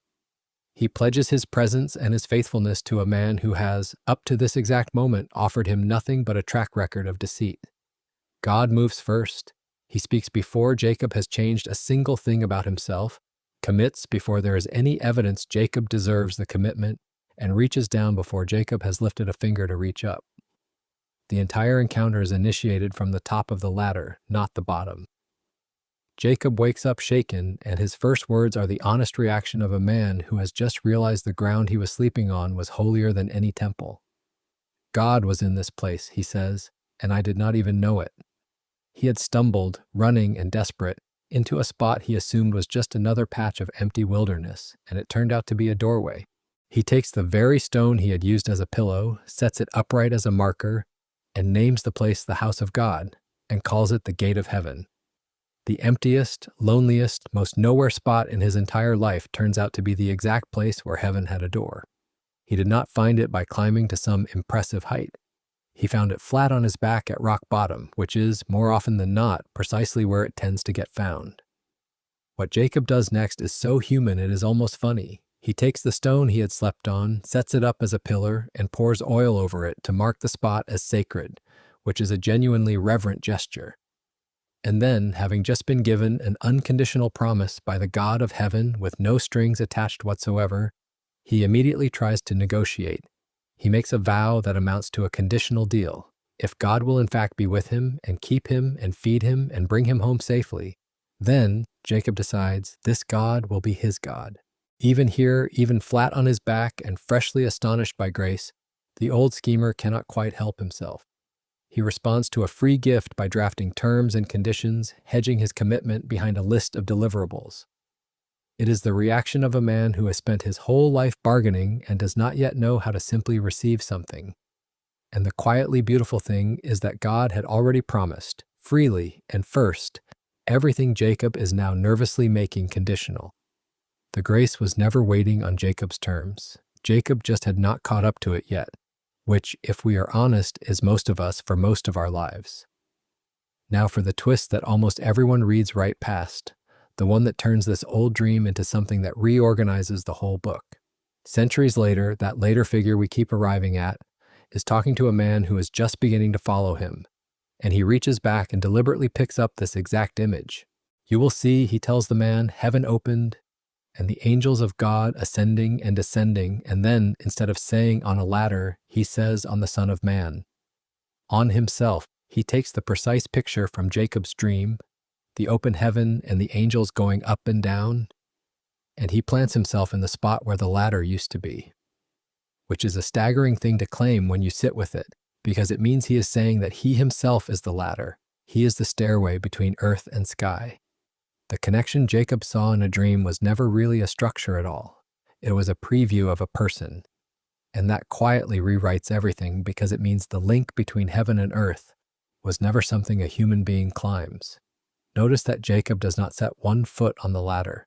He does not ascend it, does not earn his way up rung by rung, does not scale it through effort or merit.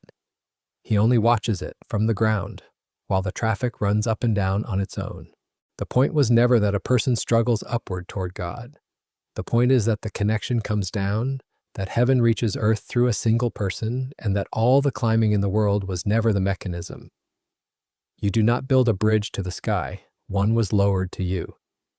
Which sets up the sharpest contrast in the whole book, because earlier in the very same scroll, people had tried the other approach, and it had gone spectacularly badly.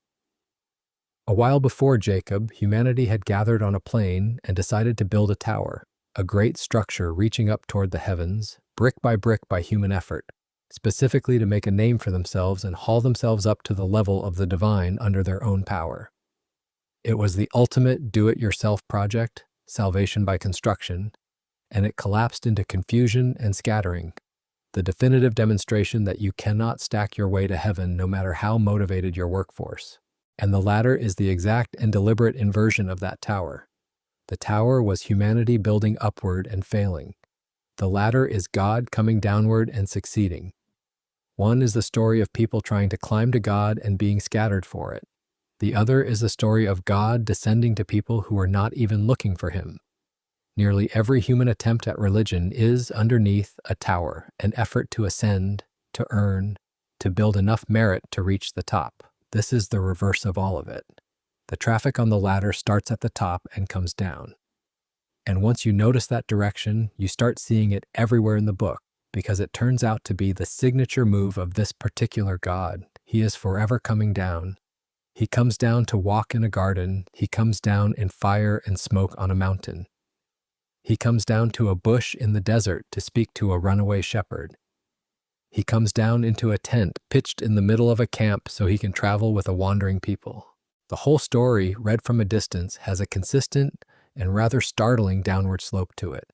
A God who keeps closing the distance from his side rather than waiting for anyone to close it from theirs. The ladder in Jacob's dream is not a one-off miracle. It is a diagram of the entire plot, and it builds patiently toward the ultimate descent, the moment the connection between heaven and earth would not just be seen in a dream but would put on skin and walk around, the top of the ladder coming all the way down to the bottom rung and standing there in person. Every earlier descent was practice for that one. So carry the image out of this one because it is meant to relocate where you look for the door.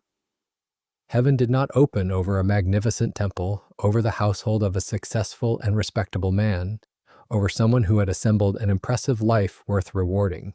It opened over the head of a swindler on the run, sleeping rough on a rock at the single lowest point of his existence, with nothing to his name but a stolen blessing and a guilty conscience.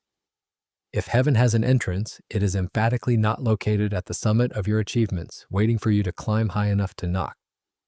It showed up at the bottom of Jacob's life, unannounced and unearned, which should be enormous news to anyone who has ever assumed they were too far down, too far off, or too far gone to be found.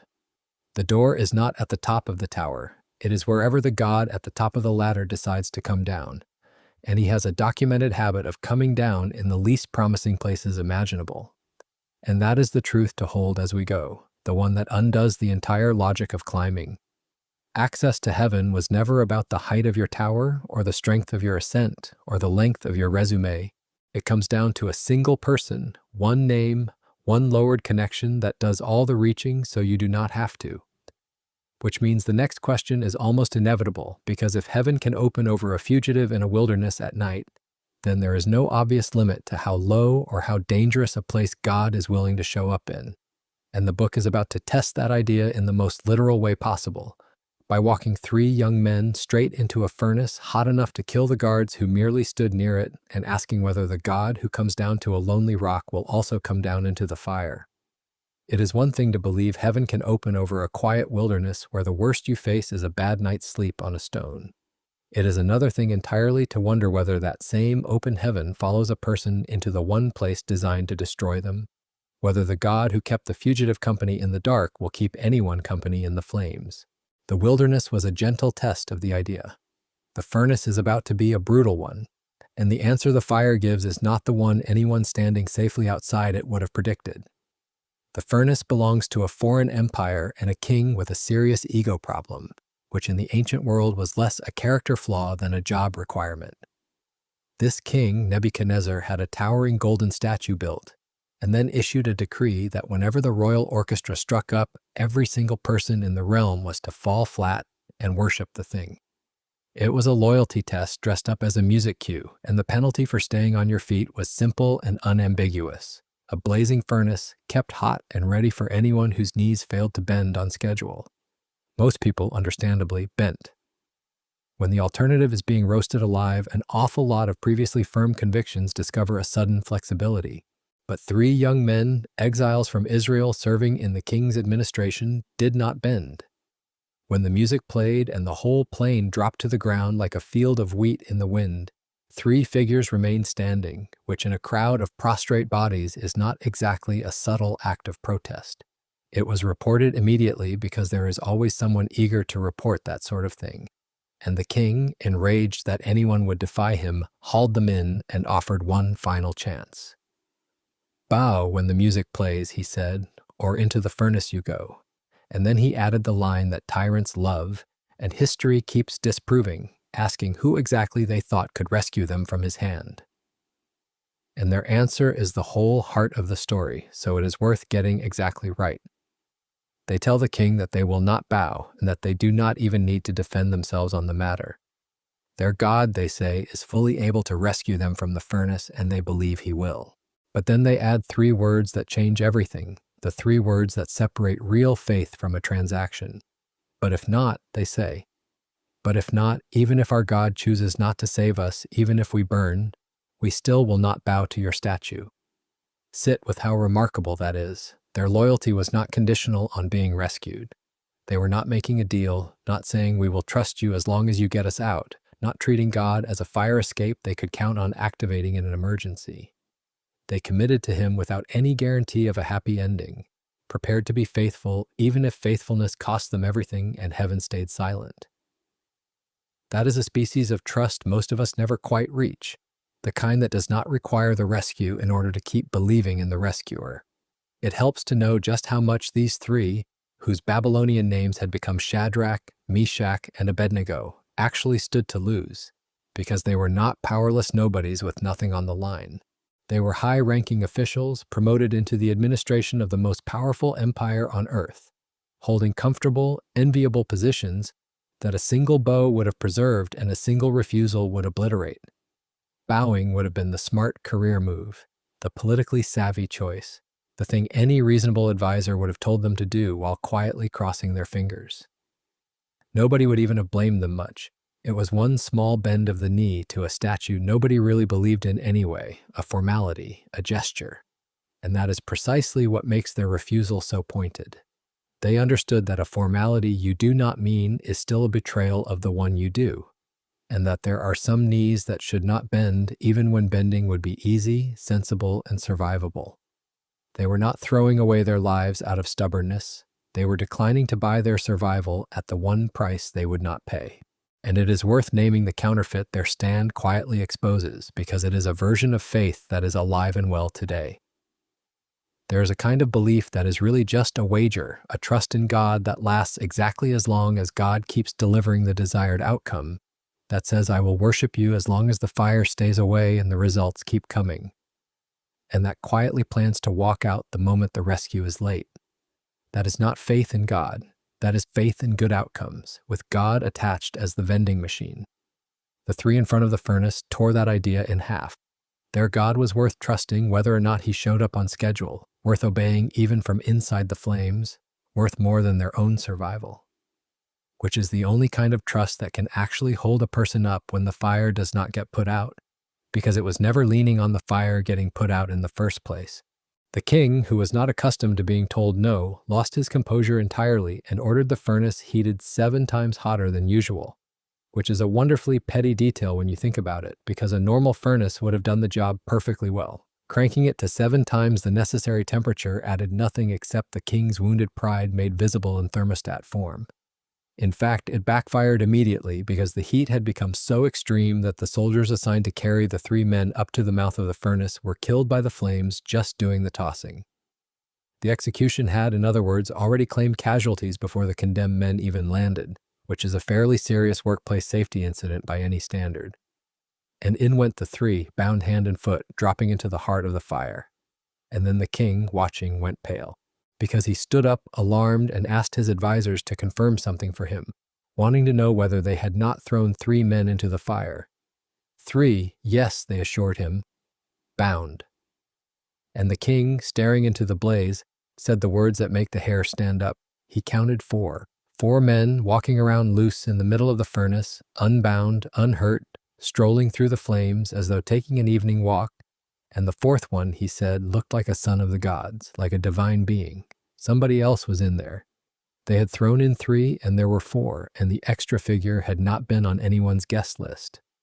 The most closely guarded execution in the kingdom had gained an uninvited attendee, and he was not the least bit bothered by the temperature. Now here's the detail the whole story turns on, and it is easy to skate past in the drama. When the stunned king called them to come out and they walked free, the officials gathered around to inspect them, and what they found defied every expectation. The fire had not touched the men at all. Not a hair on their heads was singed. Their clothing was not scorched. There was not even the smell of smoke on them, which, if you have ever stood next to a modest campfire for 5 minutes and then noticed your jacket reeked for a week, you will recognize as genuinely impossible. The one and only thing the fire had consumed was the ropes. The bindings that had tied them up were gone, burned away, while the men they had bound walked around perfectly free. Read that again because it reframes the entire meaning of the flames. The fire did not destroy the men, it destroyed what was holding them. And that quietly rewrites what we assume fire is for. We tend to read flames as pure punishment, pure destruction, the thing that ruins you. But in that furnace, the fire functioned as something closer to a liberator. The 3 went in, bound, and came out loose, and the only casualty of the whole ordeal on their side was the rope, which is a strange and comforting thought to carry, that sometimes the thing you are most afraid will consume you turns out to burn away only what was tying you down. Not every fire is a sentence. Some fires are the thing that finally unties the knots you could not undo yourself, and you come out of them freer than you went in, smelling, remarkably, of nothing at all. But the deepest point is not even about the ropes, it is about the 4th man. Notice what God did not do. He did not keep the 3 out of the furnace. He did not intercept them at the door, did not talk the king out of it, did not send a convenient rainstorm to douse the whole thing before it started. He let them go in. And then he went in with them. The rescue was not deliverance from the fire, but presence inside the fire, which is a completely different and much harder kind of comfort than the one we usually pray for. We asked to be spared the ordeal. What they got instead was company in the middle of it, a 4th figure walking beside them precisely where they least expected anyone to be able to survive, let alone stroll around unbothered. And there is a quiet detail in the geography of it that is easy to miss. The 4th figure was visible in the fire. That is where the king saw him. That is where he was walking. That is where his presence was unmistakable. You could not have seen him from outside the furnace, standing safe on the cool ground where the crowd was. The companion only became visible once the 3 were inside the flames, which carries a hard and honest lesson for anyone who has ever been in a genuine ordeal and wondered where God was, because the answer the story quietly offers is that some kinds of presence can only be seen from inside the thing you were dreading. From the outside, the furnace just looks like a place of abandonment. It is only from within it that the 4th figure comes into view. The people who have walked through their own fires tend to be the ones who talk, afterward, about a companionship they could never have described from the safety of the sidelines. There is a fitting little coda, too, in what the fire did to the king. Nebuchadnezzar, the man who built the statue, issued the decree and stoked the furnace to 7 times its needed heat specifically to punish these 3 for their loyalty. Ends the episode praising the very God he had just tried to burn out of them. He blesses the God who sent the 4th man, promotes the 3 he had just tried to execute, and issues a new decree, this time protecting rather than persecuting their faith. The tyrant who demanded worship of a golden idol ends up publicly acknowledging the God who walked through his furnace untouched, which is not a bad outcome for an execution that failed on every possible level, including its own casualty report. This same God shows up again a chapter or so later in a different reign and a different kind of death trap, and the shape of it should catch your attention. Daniel, an old man by now and famous for his integrity, gets caught in a political trap laid by jealous rivals who could find no fault in him except his refusal to stop praying to his God. They manipulate a new king into signing an irreversible law, and Daniel, knowing the cost, keeps praying at his open window exactly as he always had, which is either magnificent faith or a stubborn refusal to close a window, and in his case, clearly the former. So he is sentenced to be lowered into a pit full of lions, which is roughly the last address anyone wants forwarded to them. And here's the piece worth noticing. Once he is down in the pit, the mouth of it is covered with a stone, and the stone is sealed shut with the king's own signet, made secure so that no one could tamper with the outcome. A righteous man, condemned though innocent, lowered into a pit of death with a sealed stone over the entrance, left overnight. And in the morning, they roll the stone away, and Daniel is alive. His God, he says, sent an angel and shut the mouths of the lions, and he walks up out of the sealed pit without a scratch, having spent the night among predators who, for reasons entirely outside his control, simply declined to eat him. And there is a small human detail that makes the parallel land even harder. The king, who had been tricked into signing the death sentence, spent the entire night unable to sleep, refusing food and entertainment, sick with regret over what he had done to a man he actually respected. And at the first light of dawn, he hurried to the pit, ahead of anyone else, and called down into it with a trembling, hopeful, half-despairing voice, asking whether Daniel's God had been able to rescue him. A powerful ruler running to a sealed stone at sunrise, desperate to know whether the man inside was somehow still alive.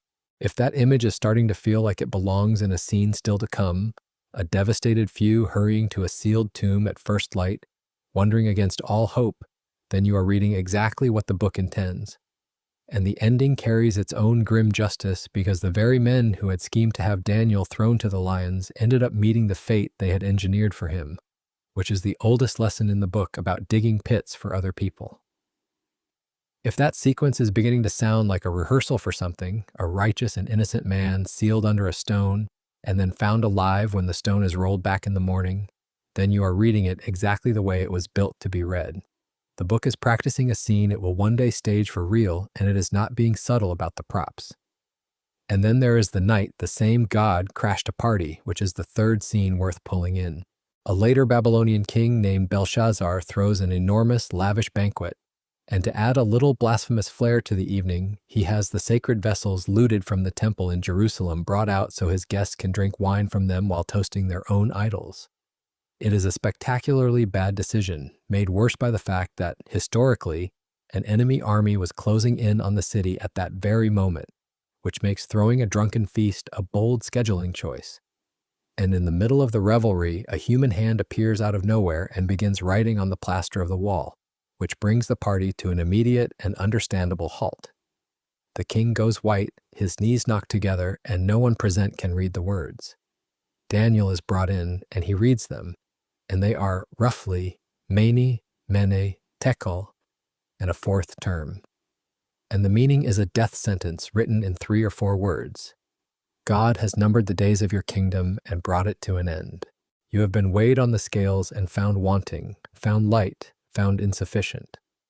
Your kingdom is divided and handed over to others. The king who had treated the sacred as party favors, who imagined his reign untouchable and himself effectively permanent, was measured that very night and found to weigh almost nothing. And that very night, exactly as the wall predicted, the kingdom fell and the king was killed. The most powerful man in the known world discovered, between the appetizers and the dessert, that he had been quietly placed on a scale and come up short. And the speed of it is the part that should sober anyone who has ever felt secure in their own position. This was not a slow decline, not a warning delivered years in advance with time to reform. The words appeared during the feast, were read during the feast, and were fulfilled before the feast was even properly over. The king who had begun the evening confident enough to mock the sacred was dead by the end of the same night. his kingdom handed to the enemy already standing at the walls. There was no gap between the verdict and the sentence, no appeals process, no chance to reshuffle the scales.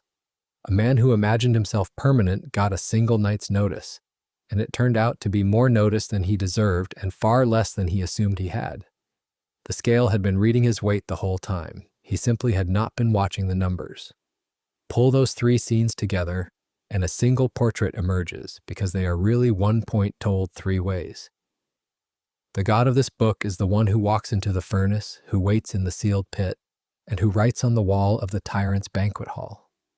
There is no location off limits to him. Not the fire that kills the guards, not the grave sealed with a stone, not the throne room of the man who thinks he is a god.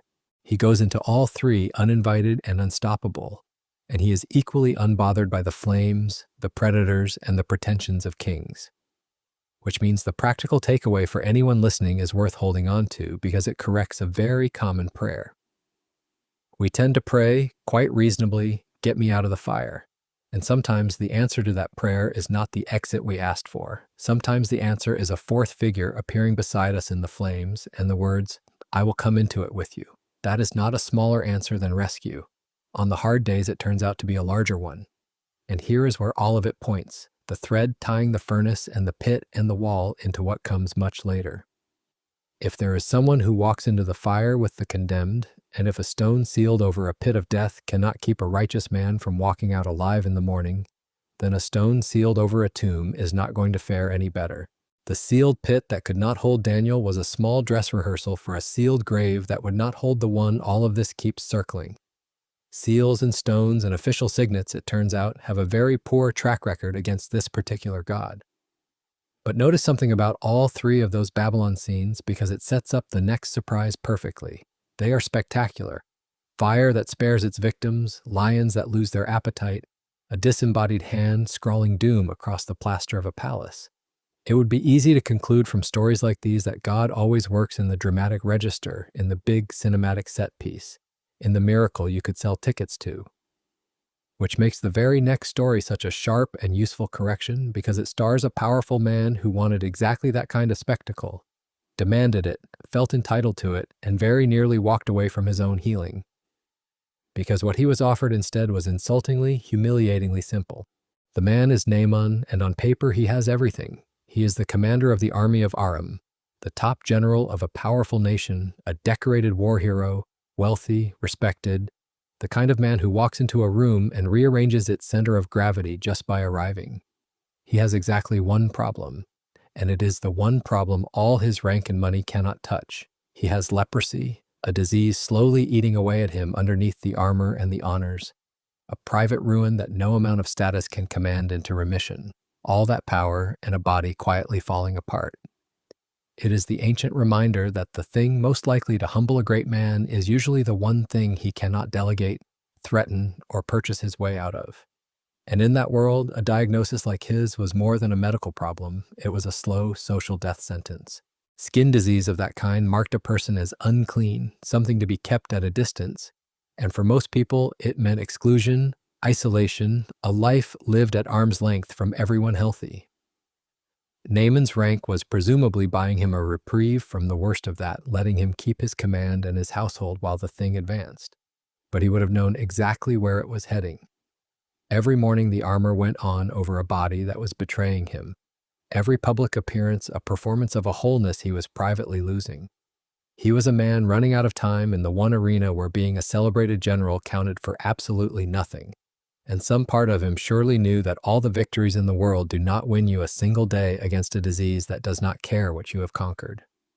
And the entire rescue begins with the least important person in his household, which is the detail the story wants you to trip over. Among Naaman's servants is a young girl from Israel, captured in a raid and carried off to serve in the enemy general's home. She is a prisoner, a child, a foreigner, and a slave, which is about 4 separate layers of powerlessness stacked on one small person. Nobody in that house had less standing than she did. And she is the one who speaks up, telling her mistress that if only her master would go to the prophet back in Israel, he could be healed of his disease. The single most valuable piece of information in the whole story, the thing that will change the great man's life, comes out of the mouth of the one individual the great man would ordinarily never think to consult. The mighty commander is pointed toward his cure by a captive girl he owns, which is a quiet demolition of every assumption about whose voice is worth listening to. Naaman, being Naaman, takes this tip and immediately turns it into a state occasion. He does not travel humbly.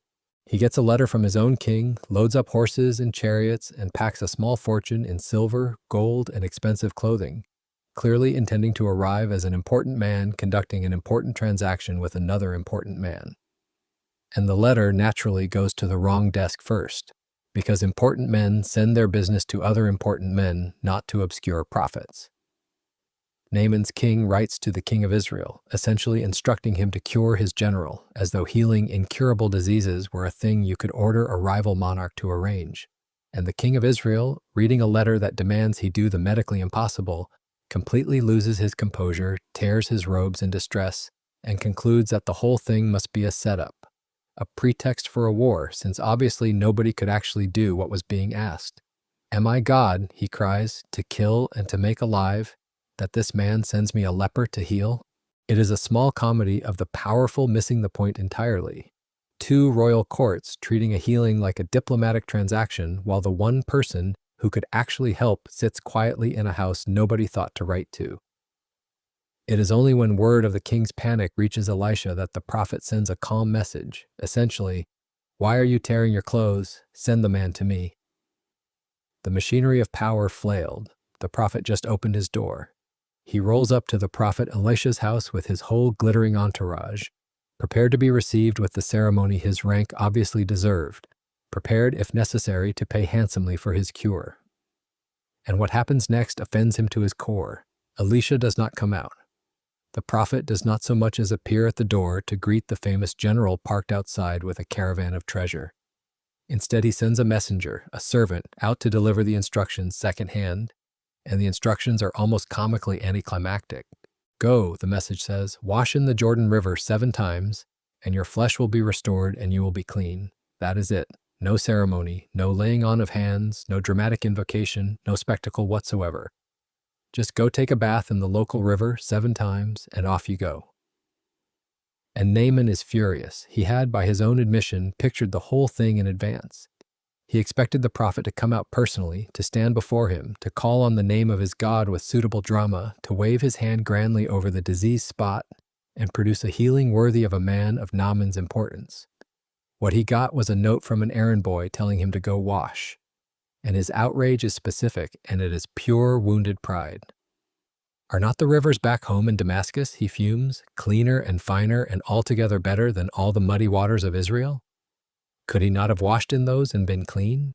In other words, if the cure is just water, he has better water at home, thank you very much. And he does not need to drive all this way to dunk himself in a second-rate river at the say-so of a prophet who could not even be bothered to come to the door. Notice what is actually bothering him. It is not that the task is too hard. He is a soldier. He would have relished a hard task, a heroic quest, a difficult and impressive trial worthy of his stature. What insults him is that the task is too easy, too cheap, too ordinary, too available to any peasant with access to a river. His pride can handle a great challenge. It cannot handle a small one. The humiliation is not in the difficulty. It is in the simplicity. And once again, it is the lowly voices that save him, because his own servants, the people around him with no status at all, are the ones brave and sensible enough to talk him down. They reason with him gently. If the prophet had asked you to do some great and difficult thing, they point out, you would have done it without hesitation. How much more then when all he says is wash and be clean? It is a devastatingly simple bit of logic, and it lands. They are pointing out the exact absurdity of his position, that he is prepared to move heaven and earth for an impressive cure, but too proud to accept an easy one. His willingness to be healed was, apparently, conditional on the healing being difficult enough to flatter him. So Naaman, to his lasting credit, swallows it. He goes down to the very river he had just been sneering at, and he lowers himself into the muddy Jordan, and he dips himself under, once, twice, on, 7 times, exactly as instructed. And when he comes up the 7th time, his skin has been made new. And the number was not decoration either. He was told 7 times, not once, not a quick symbolic splash, but 7 full immersions, which meant that somewhere around the 4th or 5th dip, Standing waist-deep in dirty water with nothing yet changed, he had every opportunity to conclude this was ridiculous and climb out. 6 times would not have done it. The instruction required him to keep going, humbled and dripping and visibly unhealed, past the point where his pride was screaming that this was beneath him and clearly not working, all the way to the completion of the thing. Obedience here was not a single grand gesture, but a sustained, repeated, faintly humiliating act that had to be carried through to the end. It is easy to obey once in a burst of resolve. It is much harder to keep obeying into the 5th and 6th repetition when nothing visible has happened yet, which is exactly where most people give up on a simple instruction and go looking for a more dramatic one. Naaman went the full 7, and the wholeness arrived only at the end of the whole obedience.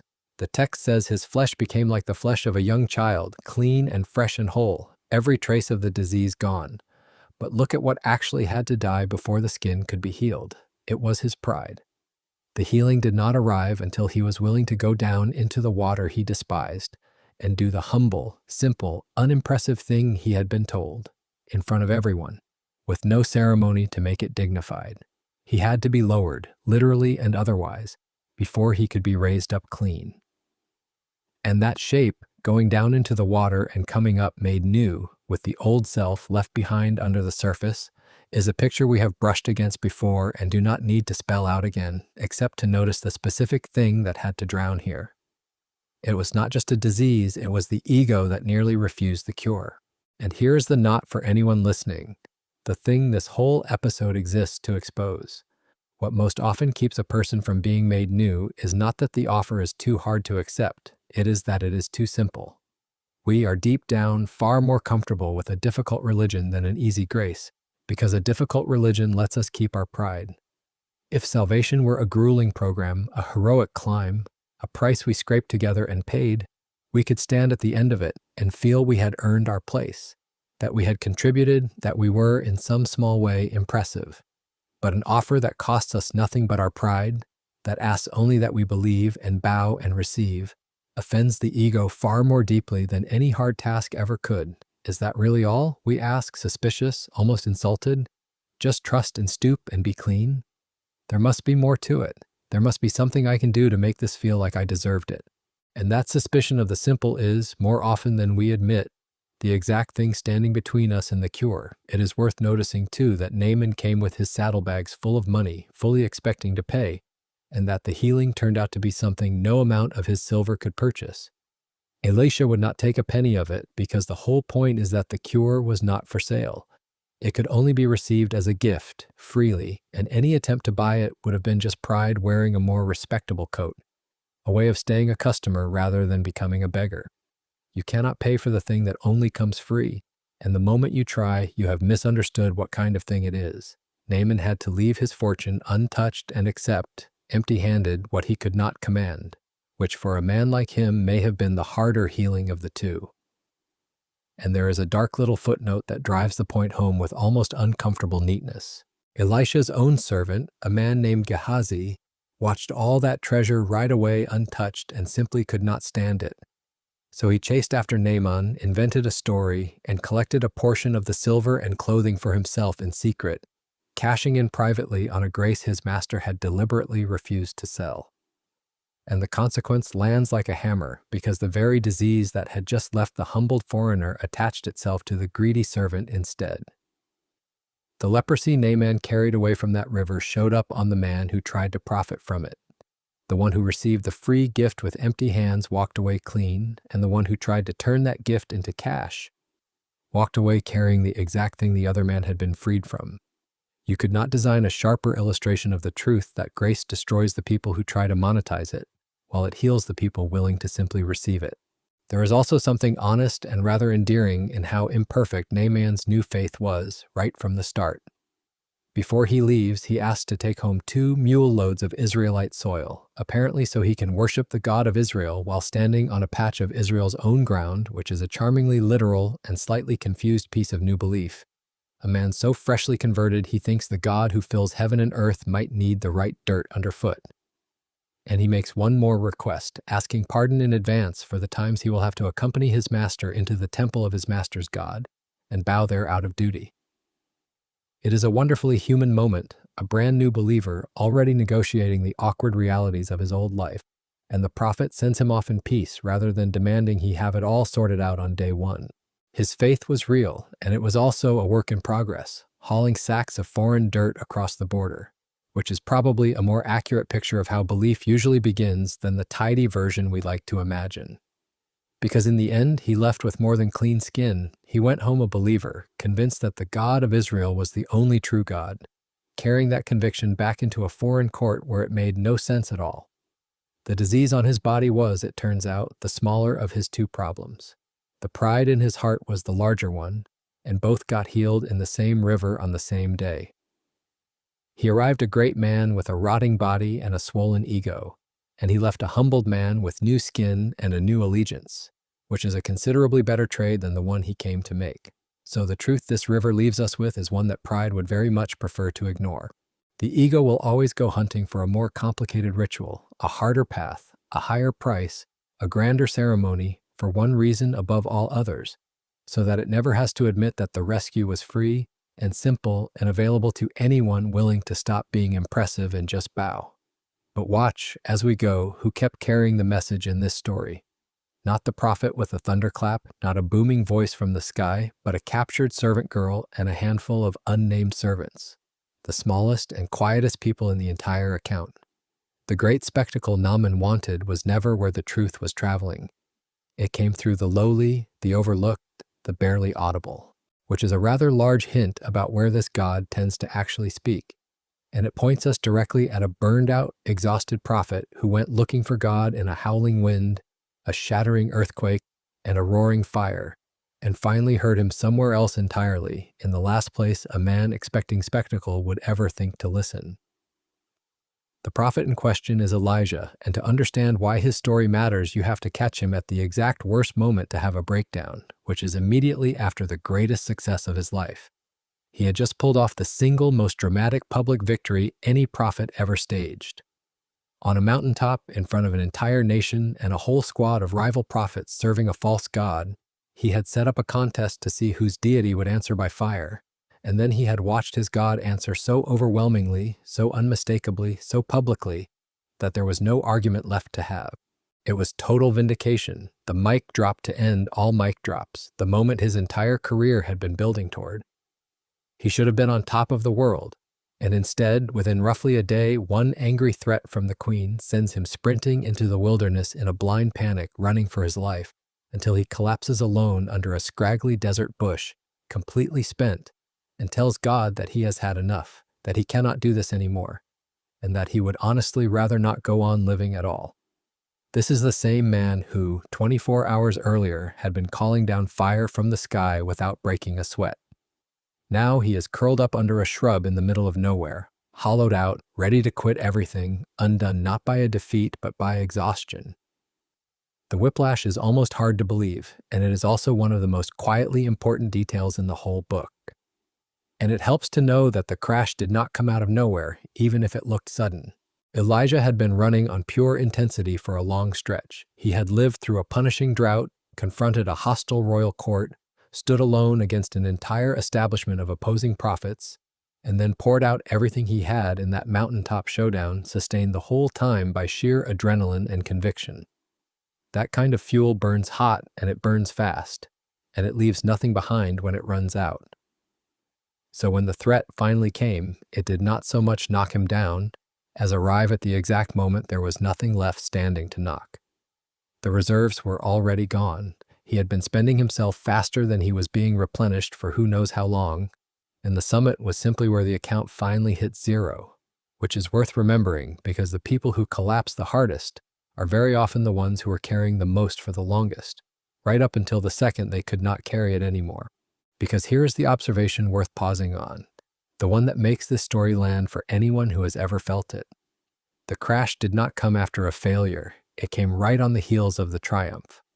This is how burnout so often works. It ambushes people not in the valley but at the summit, in the strange, hollow silence that comes after the adrenaline drains away, after the crowd goes home and the noise stops, and there is suddenly nothing left holding you up. Elijah did not fall apart because he lost. He fell apart because he won. and winning had cost him everything he had, and there was nothing in the tank when the threat came. The peak, it turns out, is a surprisingly dangerous place to stand because there is a very long way down from it, and almost no one is watching the person who just climbed it to make sure they do not fall.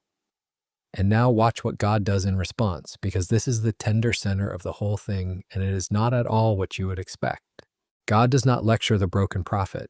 There is no motivational speech, no stern reminder of how much he just accomplished, no disappointed sigh about a man of faith losing his nerve.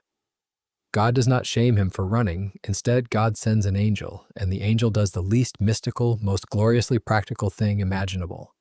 He lets the exhausted man sleep. Then he gently wakes him and gives him something to eat and drink. Then he lets him sleep again, and then he feeds him a second time. That is the entire divine intervention for a man at the absolute end of his rope. Rest and food, and then more rest and more food. The first prescription heaven wrote for a spiritual crisis was, essentially, a nap and a decent meal, which is far more grounded and compassionate than most people expect the Almighty to be, and honestly more sensible than a great deal of advice handed out to exhausted people ever since. And that small, humble provision turned out to carry an astonishing distance. The text notes that the strength from those 2 simple meals sustained Elijah through a journey of 40 days and 40 nights across the wilderness to the mountain, which is a remarkable return on a couple of loaves baked on hot stones. It is a quietly encouraging detail that the modest thing God provided at rock bottom, a little food and some sleep, was enough to carry the man an enormous way forward. He did not receive a grand vision or a surge of superhuman power to get him moving again.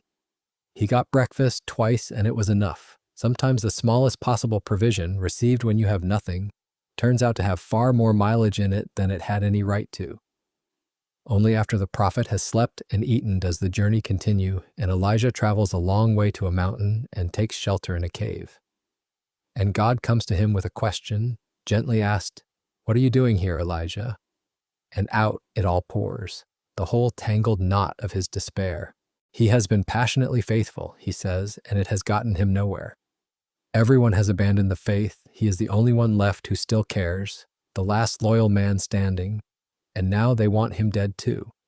Notice the shape of what he says, because it is the signature of a burned-out mind. I alone am left. The conviction of total, absolute isolation, the certainty that he is the only one, that no one else understands, that he is carrying the entire thing by himself with nobody at his side.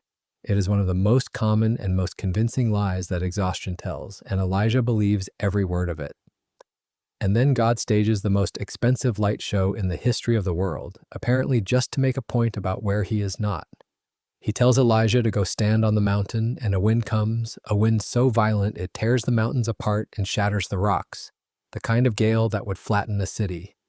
But God, the text is careful to say, was not in the wind. Then the ground itself convulses in an earthquake, the mountain heaving underfoot. But God was not in the earthquake. Then fire sweeps through. But God was not in the fire either. The full arsenal of natural power, wind and quake and flame, the 3 biggest special effects available, and the God of heaven is deliberately, pointedly absent from every single one of them, which is a remarkable thing when you remember this is the same prophet who had just watched God show up in fire on a mountaintop only days before. Apparently, God is not confined to the register we most expect to find him in. And then, after all the noise dies away, there comes a sound. A thin, low sound, a gentle whisper, the barest thread of a voice, so quiet that some have described it as the sound of sheer silence, the kind of stillness you have to lean into and hold your breath to catch. And that, at last, is where God is. Not in the earthquake that would have made headlines, not in the fire you could have sold tickets to, but in a whisper you could miss entirely if you were not paying the closest possible attention.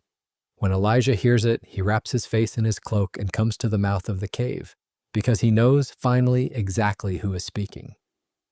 The lesson is almost too pointed. We spend our lives straining to find God in the loud and the spectacular and the dramatic, in the mountaintop fire, and quite often he is speaking the whole time on a frequency you can only pick up once everything else has gone quiet. And there is something worth noticing about the deliberate choice of a whisper specifically, because a whisper is not just quiet, it is intimate. You can hear a shout from across a valley. You can feel an earthquake from miles away. but a whisper only reaches someone who is close. To catch a whisper, you have to be near the person speaking, leaning in, close enough to feel the breath of it. So when the God who had just demonstrated that he could split mountains and shake the earth chose instead to speak to his broken prophet in the barest thread of a voice, he was not merely being subtle, he was drawing Elijah close. A shout keeps its distance and issues commands from far off. A whisper requires nearness, requires you to come in until you are almost touching. For a man convinced he was utterly alone and abandoned, the very softness of the voice was itself the message, an invitation not to attention but to intimacy, God pulling him in close rather than booming at him from the sky. And when the whisper speaks, it asks the same question a second time. What are you doing here, Elijah? And this time you realize it was never a rebuke, it was an invitation. God is not scolding a coward. He is gently drawing a wrung-out man back toward his purpose. And he does two things for him. First, he gives him work again, a fresh assignment, people to go and anoint, a future to walk back into, because sometimes the way forward out of despair is not an explanation but a next step. And second, God corrects the prophet's catastrophic arithmetic. You are not the only one left, he tells him. I have kept 7,000 who have never bowed to the false god. Elijah's crushing sense of being utterly alone was not a fact. It was a feeling, and the feeling was off by exactly 7,000 people. He had been carrying the weight of an isolation that did not actually exist, convinced he was the last one when there was a whole hidden, faithful multitude he simply could not see from the bottom of his exhaustion. And that correction is worth dwelling on, because the 7,000 were not a reward God conjured up on the spot to cheer Elijah up. They had been there the entire time. All through his despair, all through his conviction that he was utterly alone, there had been 7,000 other people quietly keeping faith, unseen and unpublicized, doing the unglamorous work of not bowing while nobody was watching. Elijah could not see them because faithfulness is often invisible, scattered and quiet, the kind of thing that does not make the news or gather on mountaintops. His sense of being the only one was not a lie he told himself so much as a limit on what despair allowed him to perceive.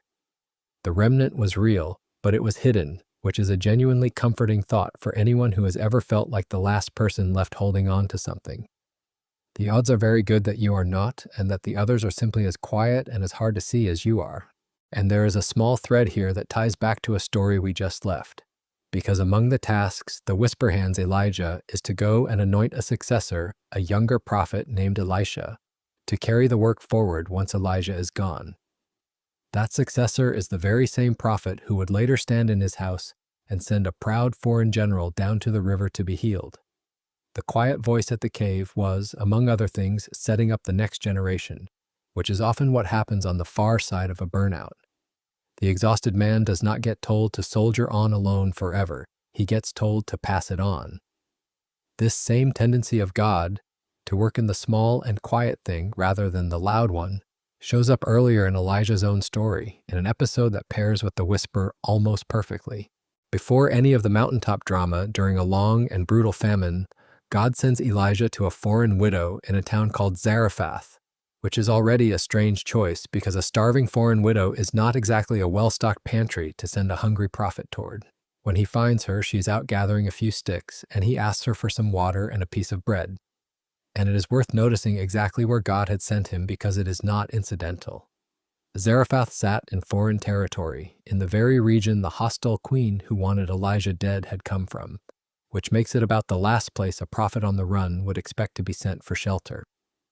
God bypasses the whole homeland, skips over every struggling widow among his own people, and deliberately routes his prophet to a starving outsider in enemy country. Much later, that exact detail gets pointed out by a certain teacher to a hometown crowd who did not want to hear it, reminding them that in a time when there were plenty of widows back home, the prophet was sent to none of them, only to this one foreign woman in a foreign town. The crowd, predictably, was furious because nobody enjoys being told that grace has a habit of walking right past the insiders and knocking on an outsider's door. But that is, by now, a pattern we have watched play out too many times to be surprised by it, and her answer is heartbreaking. She has no bread, she tells him. She has a small handful of flour left in a jar and a little oil in a jug, and she is at that very moment gathering sticks to build a fire to bake one last meager meal, so that she and her son can eat it, and then, having nothing else, quietly starve. She is preparing her final dinner. That is the situation the prophet has walked into. And what Elijah asks of her on the face of it sounds almost outrageous.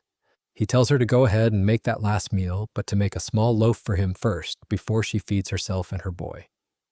Which is, by any ordinary standard, a breathtaking request, asking a starving woman to hand her literal last handful of food to a stranger before feeding her own dying child. Roughly the worst timing a dinner guest has ever displayed. But he attaches a promise. If she does, the flour in the jar and the oil in the jug will not run out until the famine ends and the rains return. And she believes him, and she does it, and the promise holds. Every day there is just enough. The flour never quite empties, the oil never quite runs dry, day after day through the whole long famine, always replenished, never abundant, but never gone, exactly as long as she keeps giving out of the little she has. She is fed not from a full storehouse, but from a handful that simply refuses to run out.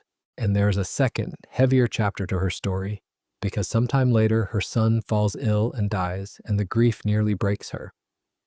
She had trusted this prophet and his God, and now her boy is gone anyway. And Elijah takes the child and stretches himself over the small body and cries out to God, and the boy's life returns to him. The widow gets her son back, alive from the very edge of death. So in this one woman's house, God does two of the largest things imaginable, feeding through famine and raising the dead. And he does both of them not through some grand public spectacle, but through the smallest possible means. A nearly empty flour jar and a single desperate mother in an obscure foreign town nobody was watching. Line the two episodes up and the pattern is unmistakable. In both, God does his most significant work through the small and the quiet, a whisper that outweighs an earthquake, a handful of flour that outlasts a famine, 7,000 faithful hidden inside a nation that looked from Elijah's cave completely lost. Over and over, the real power is not in the loud thing that grabs the attention, but in the tiny remnant that everyone overlooks, the last handful, the barely audible voice, the hidden faithful few. Which is a genuinely useful thing to carry out of these stories because it quietly reverses where we instinctively look for God. We keep scanning the horizon for the dramatic sign, the unmistakable spectacle, the earthquake that will settle the matter once and for all, while he is often at work in something so small and quiet we are tempted to dismiss it entirely. And that reframes the practical takeaway for anyone who has ever crashed the way Elijah crashed. If you have burned out right after your own great moment, your own mountaintop, your own hard-won victory, and found yourself hollow and exhausted and convinced you are finished, this story insists that the emptiness is not the end of your usefulness. It may be an invitation into the quiet, the very place where you can finally hear the voice all the noise had been drowning out. The rest is not a sign of failure. Sometimes the nap and the meal and the long silence are not the interruption of the work. They are the work, the necessary passage through which a wrung-out person is gently put back together and pointed forward again. God did not despise Elijah for needing to sleep. He tucked him in and fed him and waited. So the truth this leaves us holding is one that runs against every instinct we have about how power announces itself. God rarely bothers to shout over the storm. More often, he simply waits for the storm to exhaust itself, and then speaks in the stillness that follows, on a frequency you could only ever hear once the wind died down. And that principle, that the quietest and smallest thing in the room is often the one carrying the most weight, is about to take us all the way back to the opening pages of the book, to the very first death in human history, where something small and easily overlooked, a voice rising up out of the dirt, turns out to be one of the loudest and most consequential sounds in the entire story. The scene is the first family, the first brothers, and the first time in the story that anyone dies, which, tellingly, is not by old age or illness or accident, but by murder. The two brothers are Cain and Abel, and both of them bring an offering to God. Abel, a keeper of flocks, brings the best of his animals. Cain, who works the soil, brings some of his produce.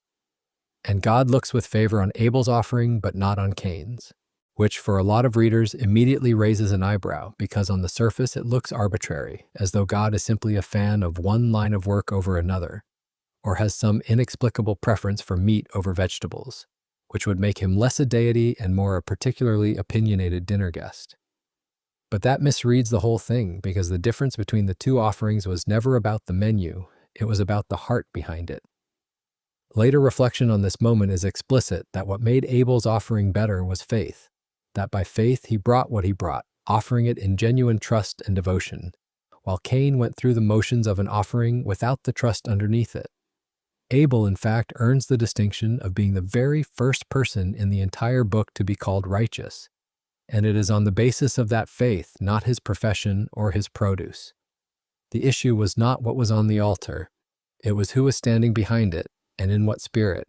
One brother truly gave, the other merely submitted paperwork.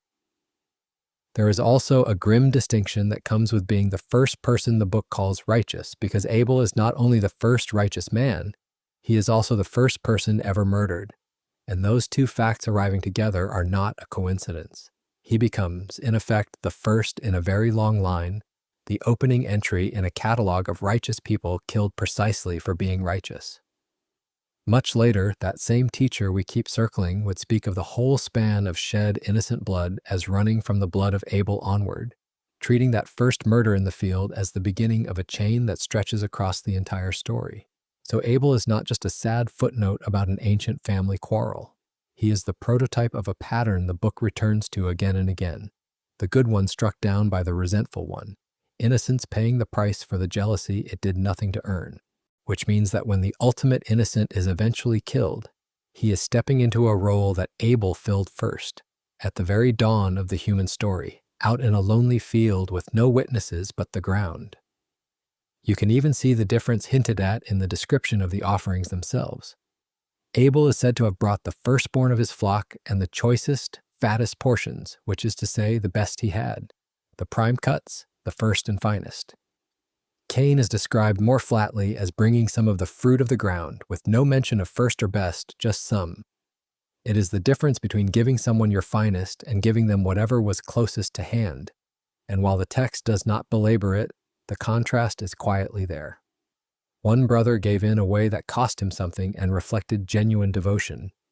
The other performed the ritual with the minimum required effort, going through the outward motions while withholding the heart of it, which is a distinction that has never stopped being relevant, since the difference between the two offerings is not really a difference of livestock versus produce. It is the difference between worship that means it, and worship that is just clearing a religious obligation off the to-do list. And Cain does not take the rejection well, which is putting it mildly. His jealousy sours into a smoldering rage, and God, seeing it building, actually pauses to warn him, telling him plainly that wrongdoing is crouching at his door like a predator, waiting to pounce, and that he must master it before it masters him. It is a genuine chance to turn back, a hand extended before anything irreversible happens. And the image God uses is worth sitting with because it is startlingly vivid. Sin, God says, is crouching at the door, and its desire is for you, but you must rule over it. He describes wrongdoing not as an abstract mistake or a moral slip, but as a living thing. An animal lying in wait just outside, coiled and hungry, wanting to get in and devour the man. It is the picture of a predator on the threshold, and the warning is that Cain is not helpless against it, that he can and must master the crouching thing before it masters him. What makes the whole scene tragic rather than merely cautionary is that the warning was true and the choice was real. Cain was not doomed. He was told in advance exactly what was hunting him, and exactly that he had the power to overcome it. He simply chose to open the door and let the thing in. The predator did not break in. It was invited. Cain ignores it. He lures his brother out to a field, away from everyone, and there he kills him. The first human being to die does not die of natural causes. He is murdered by his own brother out of resentment. And just like that, death enters the human story through the door of violence rather than age. Then God comes with a question, the way he tends to, asking Cain where his brother is. And Cain gives one of the most infamous deflections ever recorded, feigning ignorance and asking, with breathtaking nerve, whether he is supposed to be his brother's keeper, as if he had not personally arranged the vacancy. And God answers with the line this whole chapter turns on. The line that changes how you hear everything that follows. Your brother's blood, God says, is crying out to me from the ground. The blood that Cain spilled into the dirt has a voice. It is not silent. It rises up out of the earth and it cries out, and God hears it. Spilled innocent blood in this book is not an inert stain. It speaks, and notice that it speaks specifically from the ground, because the earth itself gets drawn into the crime. God tells Cain that the very ground which had opened its mouth to receive his brother's blood from his hand is now against him, and that he will find himself a restless wanderer cut off from the soil he used to work. The land is not a neutral backdrop to the murder. It has, in a sense, swallowed the blood and now carries the voice of it, testifying against the one who spilled it. There is a strange and enduring idea threaded through the rest of the book, that innocent blood shed on the ground defiles the land itself, that the earth registers and remembers the violence done upon it, that creation is somehow implicated in and wounded by human wrongdoing. The whole world, in other words, is not indifferent to injustice. It groans under it. And the first murder is where that groaning begins, a single voice rising from a single patch of dirt that will, over the long centuries, be joined by countless others. And the crucial question is what exactly it is saying, because that is the hinge of the entire meaning. Abel's blood cries out for justice. It cries for the wrong to be answered, for the murder to be reckoned with, for accountability, for vengeance. This must not be allowed to stand, it says. This must be paid for. And that particular cry, the cry of innocent blood wrongfully shed, demanding that justice be done, does not stop with Abel. It becomes a kind of undercurrent running through the entire rest of the older story. A rising chorus of every innocent life unjustly taken, every murder, every oppression, every wrong done to someone who did not deserve it, all of them joining the same appeal that first rose from the ground in that field. Avenge us, answer this, make it right. From the first grave onward, the ground itself is full of voices demanding payment. Now here's the turn the whole chapter was built to deliver, and it lands like a key sliding into a lock. Much later, a writer reaches back and picks up this exact image, and he says something staggering. He says that the blood of Jesus speaks a better word than the blood of Abel. Sit with that, because it is doing something enormous with a single comparison. Both are innocent blood. Both were wrongfully shed. Both have a voice rising up from where they fell. But they cry opposite things. Abel's blood cries avenge. This blood cries forgive. One demands that the debt be paid. The other announces that it has been absorbed. One calls down justice on the guilty. The other pleads mercy over them. The most ancient sound in the human record, the scream of murdered innocence demanding that someone answer for it, is finally answered by a louder and better voice, another innocent bleeding into the ground, and instead of crying for payback, it cries for pardon. So the picture the book quietly hands you is two kinds of blood and two kinds of cry, both real, both innocent, both rising from the same dirt, and they say the exact opposite thing. And from that first field all the way to a hill outside a city, the deepest question underneath the entire story turns out to be, which of those two voices you are listening to, the one screaming for vengeance or the one offering mercy. The blood is going to speak either way. The only question is whether the word coming up out of the ground over your particular life is a demand for justice or an offer of forgiveness. And the whole book is bending toward making sure it can be the second.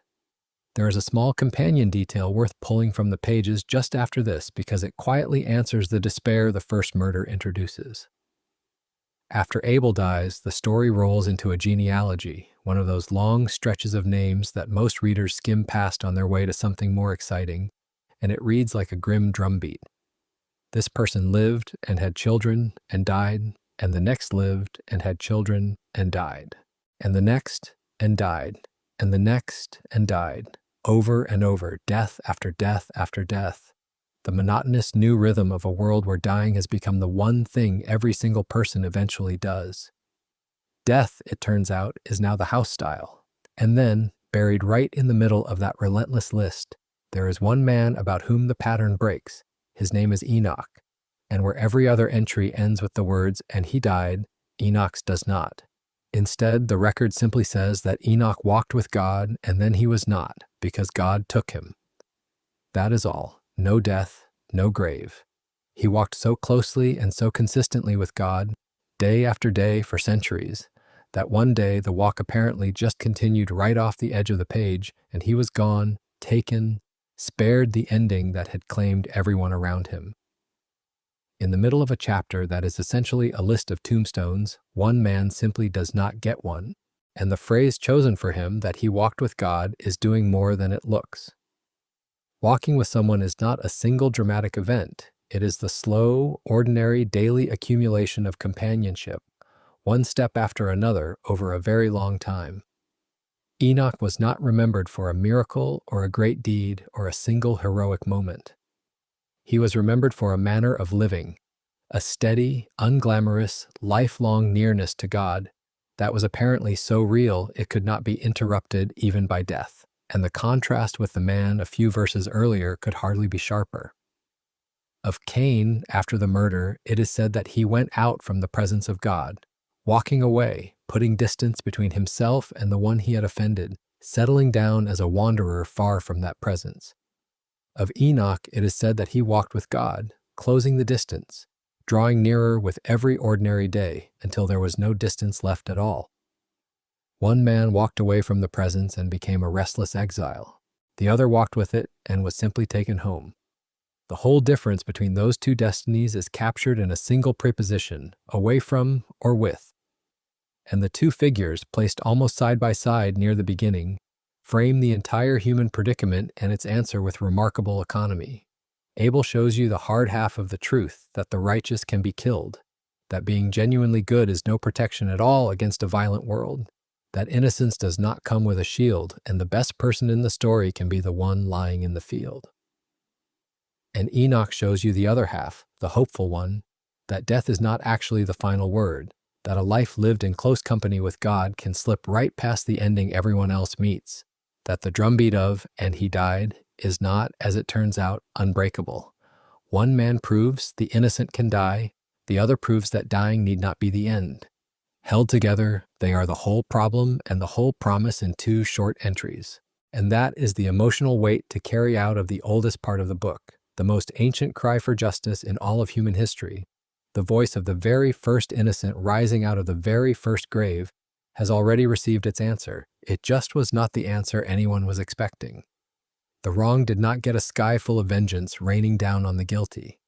They got something far stranger and immeasurably larger, a different innocent blood that answered the scream for justice, not by demanding more blood in return, but by absorbing the whole debt and speaking mercy over the record instead. The cry was heard, the cry was answered, and the answer turned justice inside out, which means that if innocent blood can be made to cry, forgive, where it once could only cry, avenge, then this entire book has been steadily, patiently building toward one specific outpouring, one particular sacrifice, whose voice would speak pardon over the whole aching human story from the first field to the last. But a sacrifice like that cannot just be offered by anyone. It needs a priest to present it, and not a priest drawn from the ordinary line, bound by the ordinary rules, cycling through the ordinary temporary system we have already watched wear itself out year after year. It needs a priest of an entirely different and far older order, someone who stands outside the whole machinery. And the strangest thing is that such a figure has already made a brief, almost blink, and you miss it appearance near the very beginning. A mysterious king who steps out of nowhere carrying bread and wine, blesses the father of the whole nation, and then vanishes from the page with no recorded father, no mother, no beginning, and no death. He appears for a handful of verses, does something quietly enormous, and disappears again, and for a long time almost nobody notices how strange he is. But the writers who came later noticed. They circled back to this brief, almost throwaway encounter, and built an entire argument on it, because a priest who has no beginning and no end, who serves in an order older than the whole temporary system, is exactly the kind of priest you would need if you wanted a sacrifice whose voice could go on speaking mercy forever, rather than needing to be repeated year after year. And that is where we turn next to the strangest and most easily overlooked figure in the entire opening act. The encounter happens on a road, the way so many of the important ones do, and it happens to Abraham on the day he came home from a war he had not gone looking for.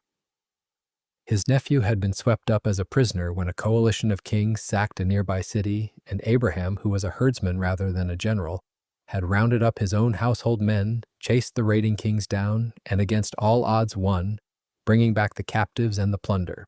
So he is returning victorious, tired, and no doubt a little surprised at himself when two very different kings come out to meet him on the way. One of them, the king of the ruined city, wants to negotiate over the recovered loot, which is the sort of transactional welcome you learn to expect from that kind of man. But it is the other king who stops the whole story cold. His name is Melchizedek, and he is introduced with a title that should already make you sit up because he is called both the King of Salem and a priest of God Most High. And even his name and his city are carrying freight once you know what they mean. The name Melchizedek translates to something like King of Righteousness, and the place he ruled, Salem, is a word rooted in peace, the same root behind the familiar word shalom, so that he is quite literally the King of Righteousness who is also the King of Peace. The later writer who studies him points this out deliberately, because righteousness and peace are precisely the two things the whole story has been struggling to hold together, since righteousness left on its own tends to demand justice, and peace left on its own tends to paper over it. And here is a single figure whose very titles fuse the two.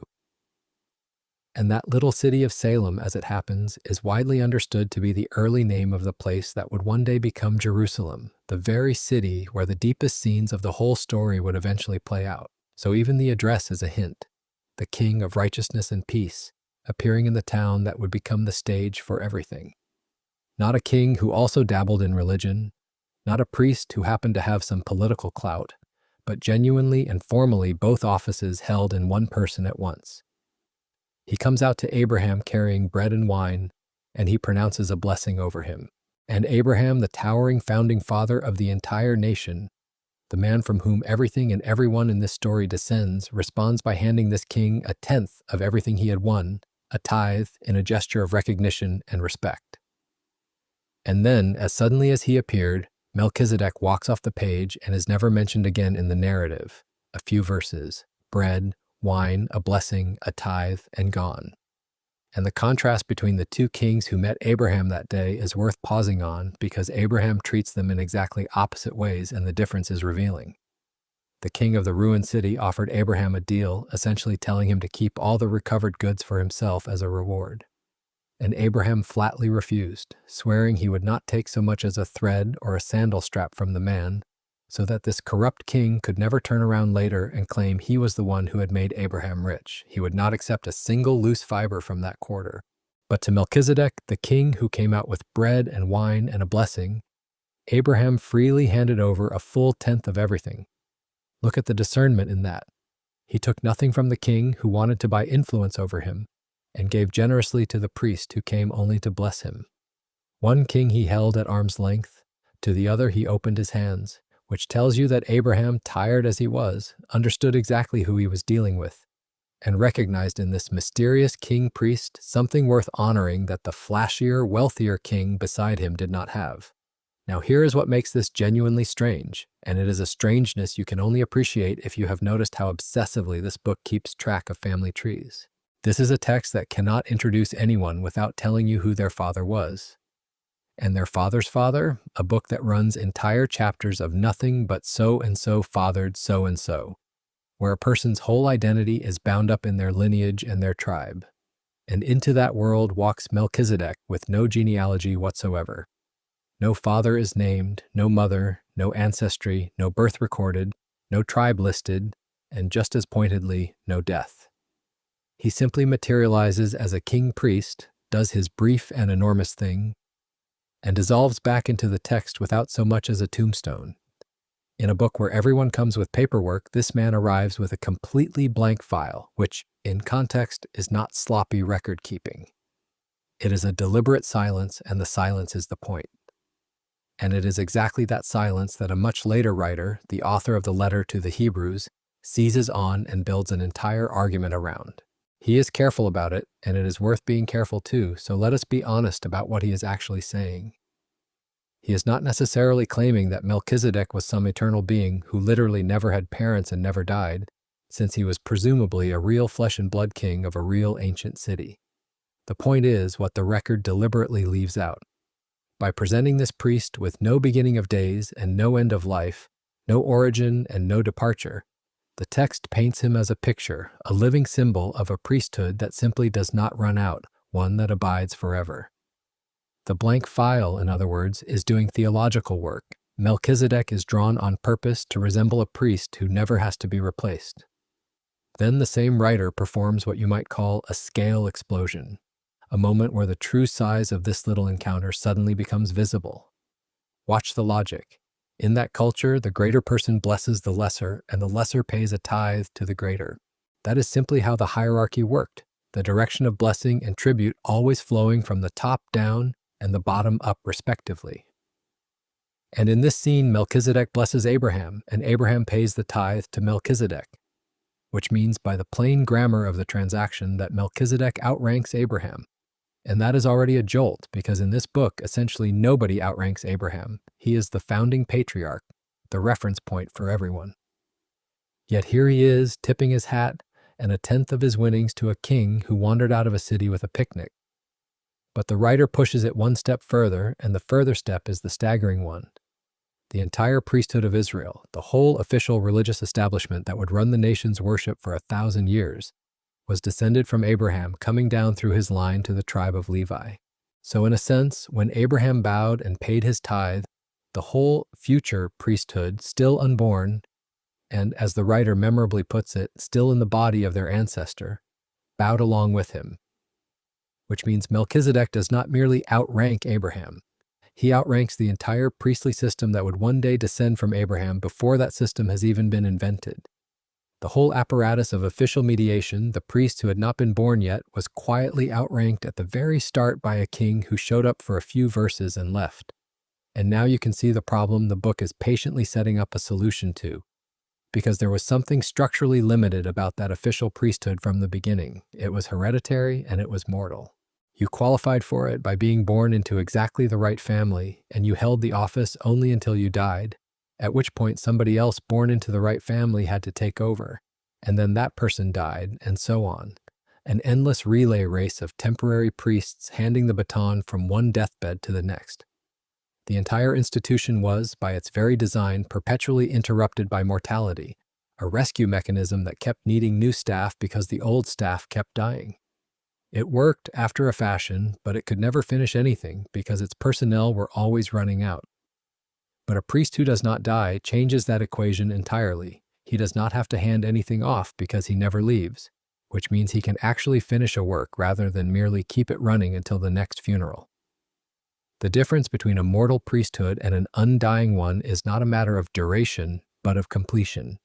One job can only ever be maintained, the other can finally be done. Melchizedek, with his conspicuously missing tombstone, was the first hint that such a thing was even possible. Melchizedek is the flash of a completely different possibility, a priest who belongs to no hereditary line, who did not qualify by ancestry or by any later legal code, and whose office, as the text is careful to present it, has no expiration date attached. A priesthood of another order entirely. And this is not left as a one-off curiosity because centuries after Abraham, a psalm sung about the coming anointed king makes a promise that would have sounded bizarre to anyone who thought about it too hard. It declares that the promised one would be a priest forever, and specifically not a priest in the ordinary hereditary sense, but a priest after the order of Melchizedek. That obscure figure from a handful of verses back in the beginning gets named by name as the pattern the future Messiah would follow. Forever and after the order of that mysterious king. The blank file was a job description all along. And here's the detail that would have been almost unthinkable to the original audience, the part that snaps the whole thing into focus. In Israel, the two great offices were kept rigidly, deliberately separate. Kings came from the tribe of Judah, priests came from the tribe of Levi. You were one or the other, never both. And the separation was taken with deadly seriousness. There are cautionary tales in the record of kings who presumptuously tried to perform priestly duties and were struck with disaster for the overreach. Mixing the roles was not a promotion, it was a violation, roughly the equivalent of a player trying to also serve as the referee in the same match, a conflict of function nobody was permitted. And this was not a soft rule that people bent when it was convenient. The record keeps grim examples of exactly how seriously it was enforced. One king, riding high on his own success, decided he was important enough to march into the temple and burn incense, a job reserved strictly for the priests, and he was struck with a disfiguring skin disease on the spot, spending the rest of his life quarantined for the overreach. Another early king lost his entire dynasty in part because he could not wait for the priest to arrive and presumptuously offered a sacrifice himself.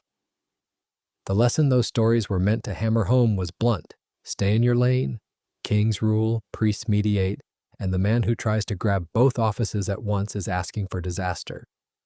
Which is exactly what makes Melchizedek so quietly astonishing and what makes the coming king-priest such a genuine scandal to the old categories.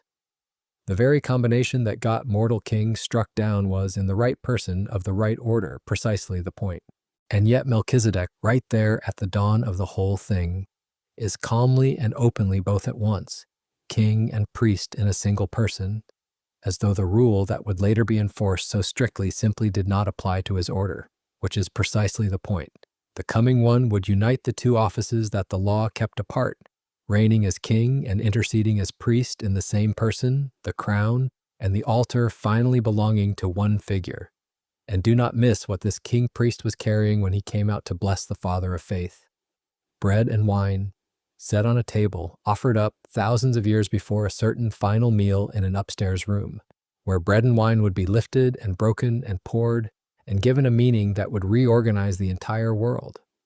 It is like stumbling on a spoiler for a scene that would not be filmed for another 2,000 years, casually dropped into the opening act by an author who apparently already knew exactly how the story ended.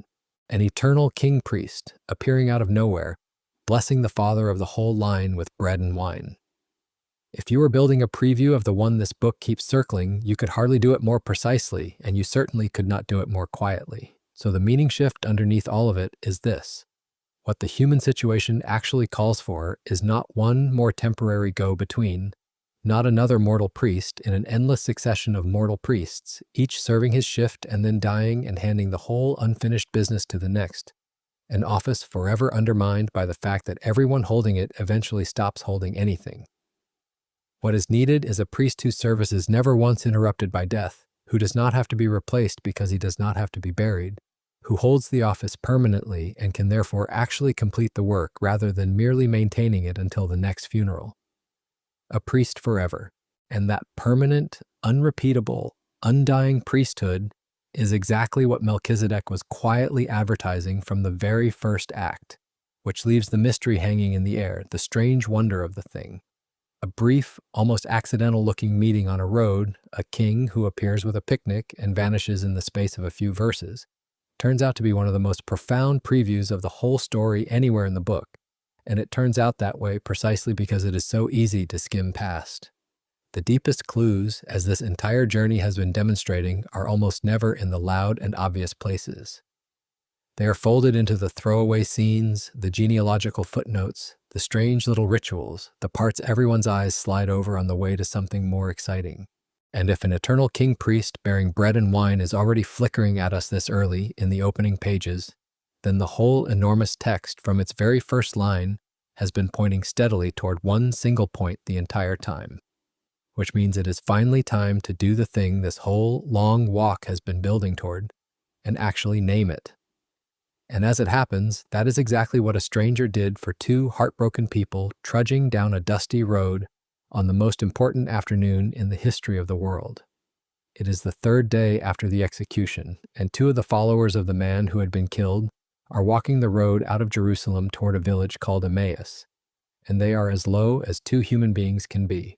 The one they had believed in, the one they had staked their entire future on, the one they had been certain was going to set everything right, had been arrested, condemned, and put to death, and with him every hope they had carried was buried behind a sealed stone. So they are walking away from the city, away from the scene of the disaster, going over and over the whole catastrophe the way grieving people do, trying to force a story that ended in the worst possible way to somehow make sense, and failing. Their Messiah was dead, the dream was finished. They were, in every way that mattered, walking home from a funeral. Part of what was crushing them, though it takes a careful ear to catch it, was that he had not turned out to be the Messiah they had ordered.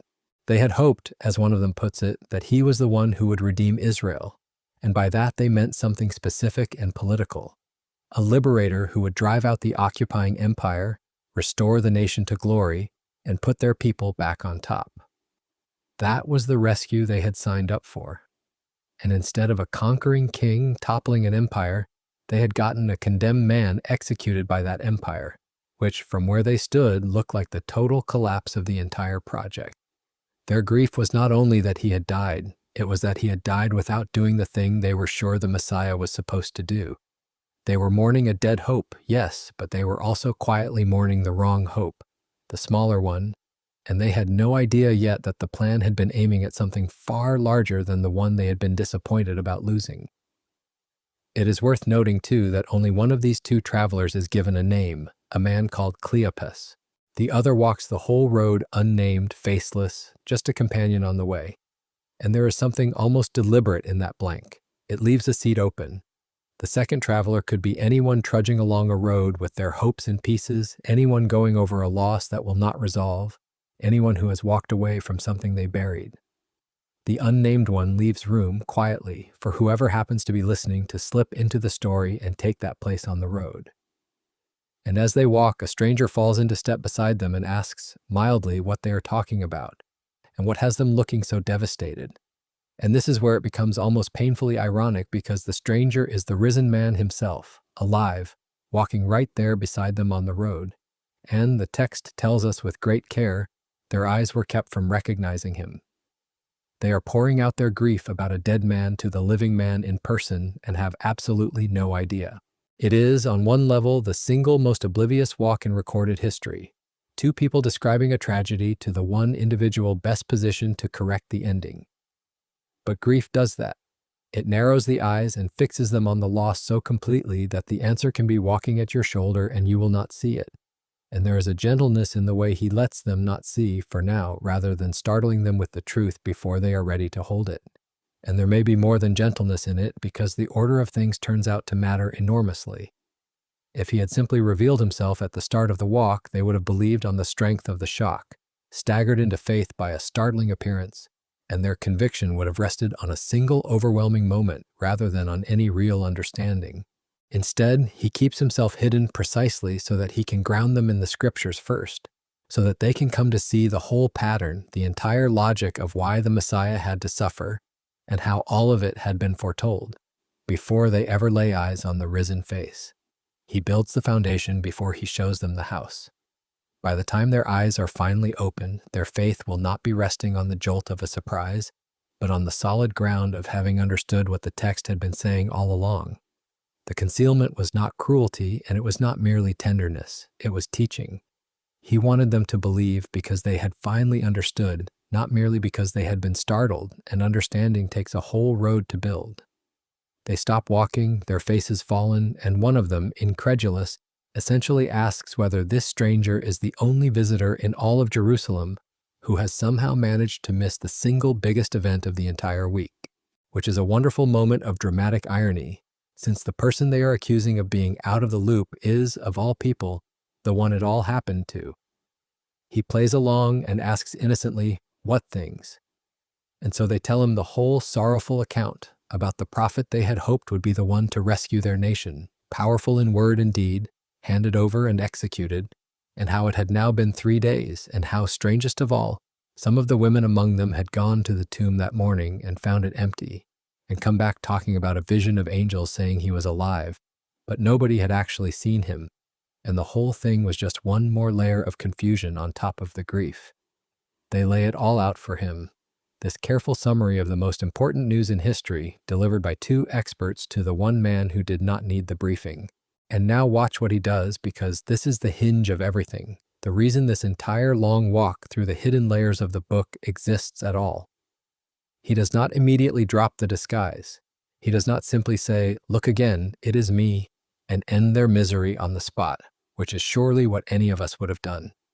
Instead, he gently chides them for being so slow to believe everything the prophets had actually written.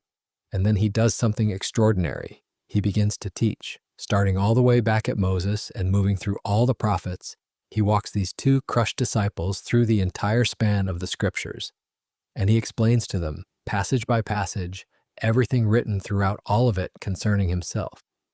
Beginning with Moses and all the prophets, he interpreted to them in every part of the scriptures the things that were about him. Pause on the sheer audacity of that for a moment, because it is easy to nod past it. He is claiming that the entire library, every scroll, every law and story and psalm and prophecy stretching back to the very beginning, was ultimately about him. That is not a modest thing to say. Coming from anyone else, it would be the raving of a person with a dangerously inflated sense of themselves, the kind of claim that gets a man quietly steered toward professional help. There are really only two options with a statement that large. Either it is the delusion of someone who has lost all sense of proportion, or it is simply true, and the whole book really had been one long portrait of a single face the entire time. And the thing that hints at which of those two it is what it did to the people listening. Delusion does not set honest hearts on fire. It makes them uneasy or embarrassed or eager to change the subject. What happened to these two on the road was the opposite. The more he claimed, the more something in them lit up and rang true, as though he were not inventing a connection, but finally naming one they had always half sensed was there. Now stop, and let the size of that sink in, because it changes what this whole video has been. On that road, the risen man gave those two disciples the exact same walkthrough you and I have just spent all this time on. He showed them the ram caught by its horns in the thicket, dying in the place of the son who carried the wood up the hill. He showed them the blood of the lamb painted on the doorframes so that death would pass over the marked house. He showed them the bronze serpent lifted up on the pole where a single look meant life. He showed them the intercessor on the hilltop with his arms held up until sunset. He showed them the two goats, one slain for the cost and one sent away carrying the stain. He showed them the scarlet cord in the window of a condemned city, and the Redeemer who paid in full for an outsider who could bring him nothing. He showed them the ladder joining earth to heaven, and the fourth figure walking unharmed in the fire, and the sealed pit that could not hold a righteous man past the morning. He showed them the proud general made clean in a muddy river, and the whisper that spoke where the earthquake could not, and the innocent blood crying out from the ground, and the eternal king priest who came with bread and wine. He walked them straight through the entire hidden code, every riddle we have been unlocking, and the answer he gave to every single one of them was the same. It was all pointing here. It was all pointing to him. He was the ram, the lamb, the lifted serpent, the raised hands, the ladder, the fourth man, the Redeemer, the king priest. Every fragment was a preview of his own face. And if a few of those images sound familiar from a different angle, that is not an accident either, because they are the very pictures this whole night opened with. A ram tangled in a thorn bush, blood smeared across a doorframe, a mysterious fourth figure walking through a furnace, two heartbroken travelers on a dusty road. Those were the flashes promised right at the very beginning, the teaser of what was coming, and here at the end, every one of them has closed its loop. The ram turned out to be a substitute pointing forward. The blood on the door turned out to be a sign of the life given in our place. The fourth in the fire turned out to be the companion who goes into the worst places with us. And the two on the dusty road turned out to be us walking home from a funeral, about to discover that the funeral was over. The whole thing was one shape from the first image to the last, and the last image was the key to all the others. They still did not know it was him, not yet, but something was happening inside them the whole time he spoke. They would try to describe it afterward, and the words they reach for are the words that ought to be the takeaway from this entire journey. Were not our hearts burning within us, they said to each other, while he talked with us on the road and opened up the scriptures to us? That is the feeling. Not the cool satisfaction of having collected some interesting facts about ancient symbolism, not the mild pleasure of a clever pattern noticed. Something catching fire in the chest, the old familiar stories, the ones they thought they knew, suddenly blazing up from the inside with a meaning that had apparently been sitting there, unlit, the entire time. The text did not just make sense, it burned. And if, somewhere across all these connections, something in you has stirred, has warmed, has quietly begun to glow, then you already know exactly the fire they were trying to name. That burning is the whole point. It was never the facts, It was what the facts were on fire about. They reach the village as the day is fading, and the stranger acts as if he means to keep going. But they urge him to stay because it is getting late and they are not ready for the conversation to end. So he comes in to eat with them, and at the table, this guest quietly takes over the role of host because he takes the bread and blesses it and breaks it and hands it to them. And in that exact instant, in the breaking of the bread, their eyes are finally opened and they recognize him. It is him. It was him the whole time. And in the very moment they see it, he vanishes from their sight, leaving the two of them staring at an empty chair and a torn loaf of bread, their hearts pounding. There is a quiet reason it was that particular gesture that finally opened their eyes, and it is worth lingering on. These were people who had eaten with him, who had watched him take bread and give thanks and break it and pass it around more times than they could count. That motion, the specific way his hands took a loaf and blessed it and tore it, was as familiar to them as a loved one's handwriting or the particular sound of a friend's laugh, the kind of thing you would know anywhere without being able to explain how. And some have wondered, too, whether as he reached out with the broken bread they caught sight of his hands themselves and of the marks that walking through death would have left in them. Either way, it was not the towering argument that undid the disguise. It was the intimate, ordinary, unmistakable act of a familiar person breaking bread at a shared table, which fits everything else because the whole story keeps insisting that he is finally known, not in the grand and the abstract, but in the close and the shared, at a table, with bread in his hands. And do not rush past where the recognition actually happened, because it is the last key and it fits the lock of everything before it. They did not recognize him during the greatest Bible study ever delivered, magnificent as it must have been. Their eyes were opened at the table, in the breaking of the bread. All that dazzling explanation, all the connections lit up one after another, was real and it was necessary. And it set their hearts on fire. But it was not the same thing as seeing him. The knowledge became a meeting only at the table, over broken bread, which is the very thing the eternal king-priest had carried out to Abraham at the beginning, the very thing the marked doorframes and the manna and the final upstairs supper had all been circling. Bread, broken, given, and there he is. Learning about him, however brilliantly, turned into actually encountering him at one specific table, and not a moment before. So pull all of it together now, every story we have walked through, into the single point they all share. The hidden meaning of each one was never merely a fascinating piece of trivia to file away and impress people with at dinner parties. It was a face. Every riddle was a portrait in progress. The whole enormous book, written across many centuries by many hands who could not possibly have coordinated it, turns out to be one long portrait assembled out of fragments, a picture painted in pieces so scattered that no one could see the whole until the subject himself stepped into the frame and pointed to his own likeness hidden in every brushstroke. The key to all the keys is not a clever idea or a satisfying theory. It is a person, and according to two people on a road, a person you can actually meet. And that lands us on the one thing to actually do with all of this, because those two disciples did not treat their burning hearts as a pleasant evening to be remembered fondly and then slept off. It was already late. They had walked all day, they were surely exhausted, and the sensible thing would have been to go to bed and share the astonishing news in the morning. Instead, that very hour they got up and ran the entire road back to Jerusalem, all the way back the way they had come, to find the others and tell them. The burning turned instantly into motion. It could not sit still. So if something is burning in you right now, even a little, the worst thing you could do is let it quietly cool into just one more interesting thing you once watched late at night. Do what they did. Take the next step. Turn around on the road. Go and find out for yourself whether the face at the center of all these stories is really there to be met. Because here is how this actually ends, and it does not end where it looked like it was going to end.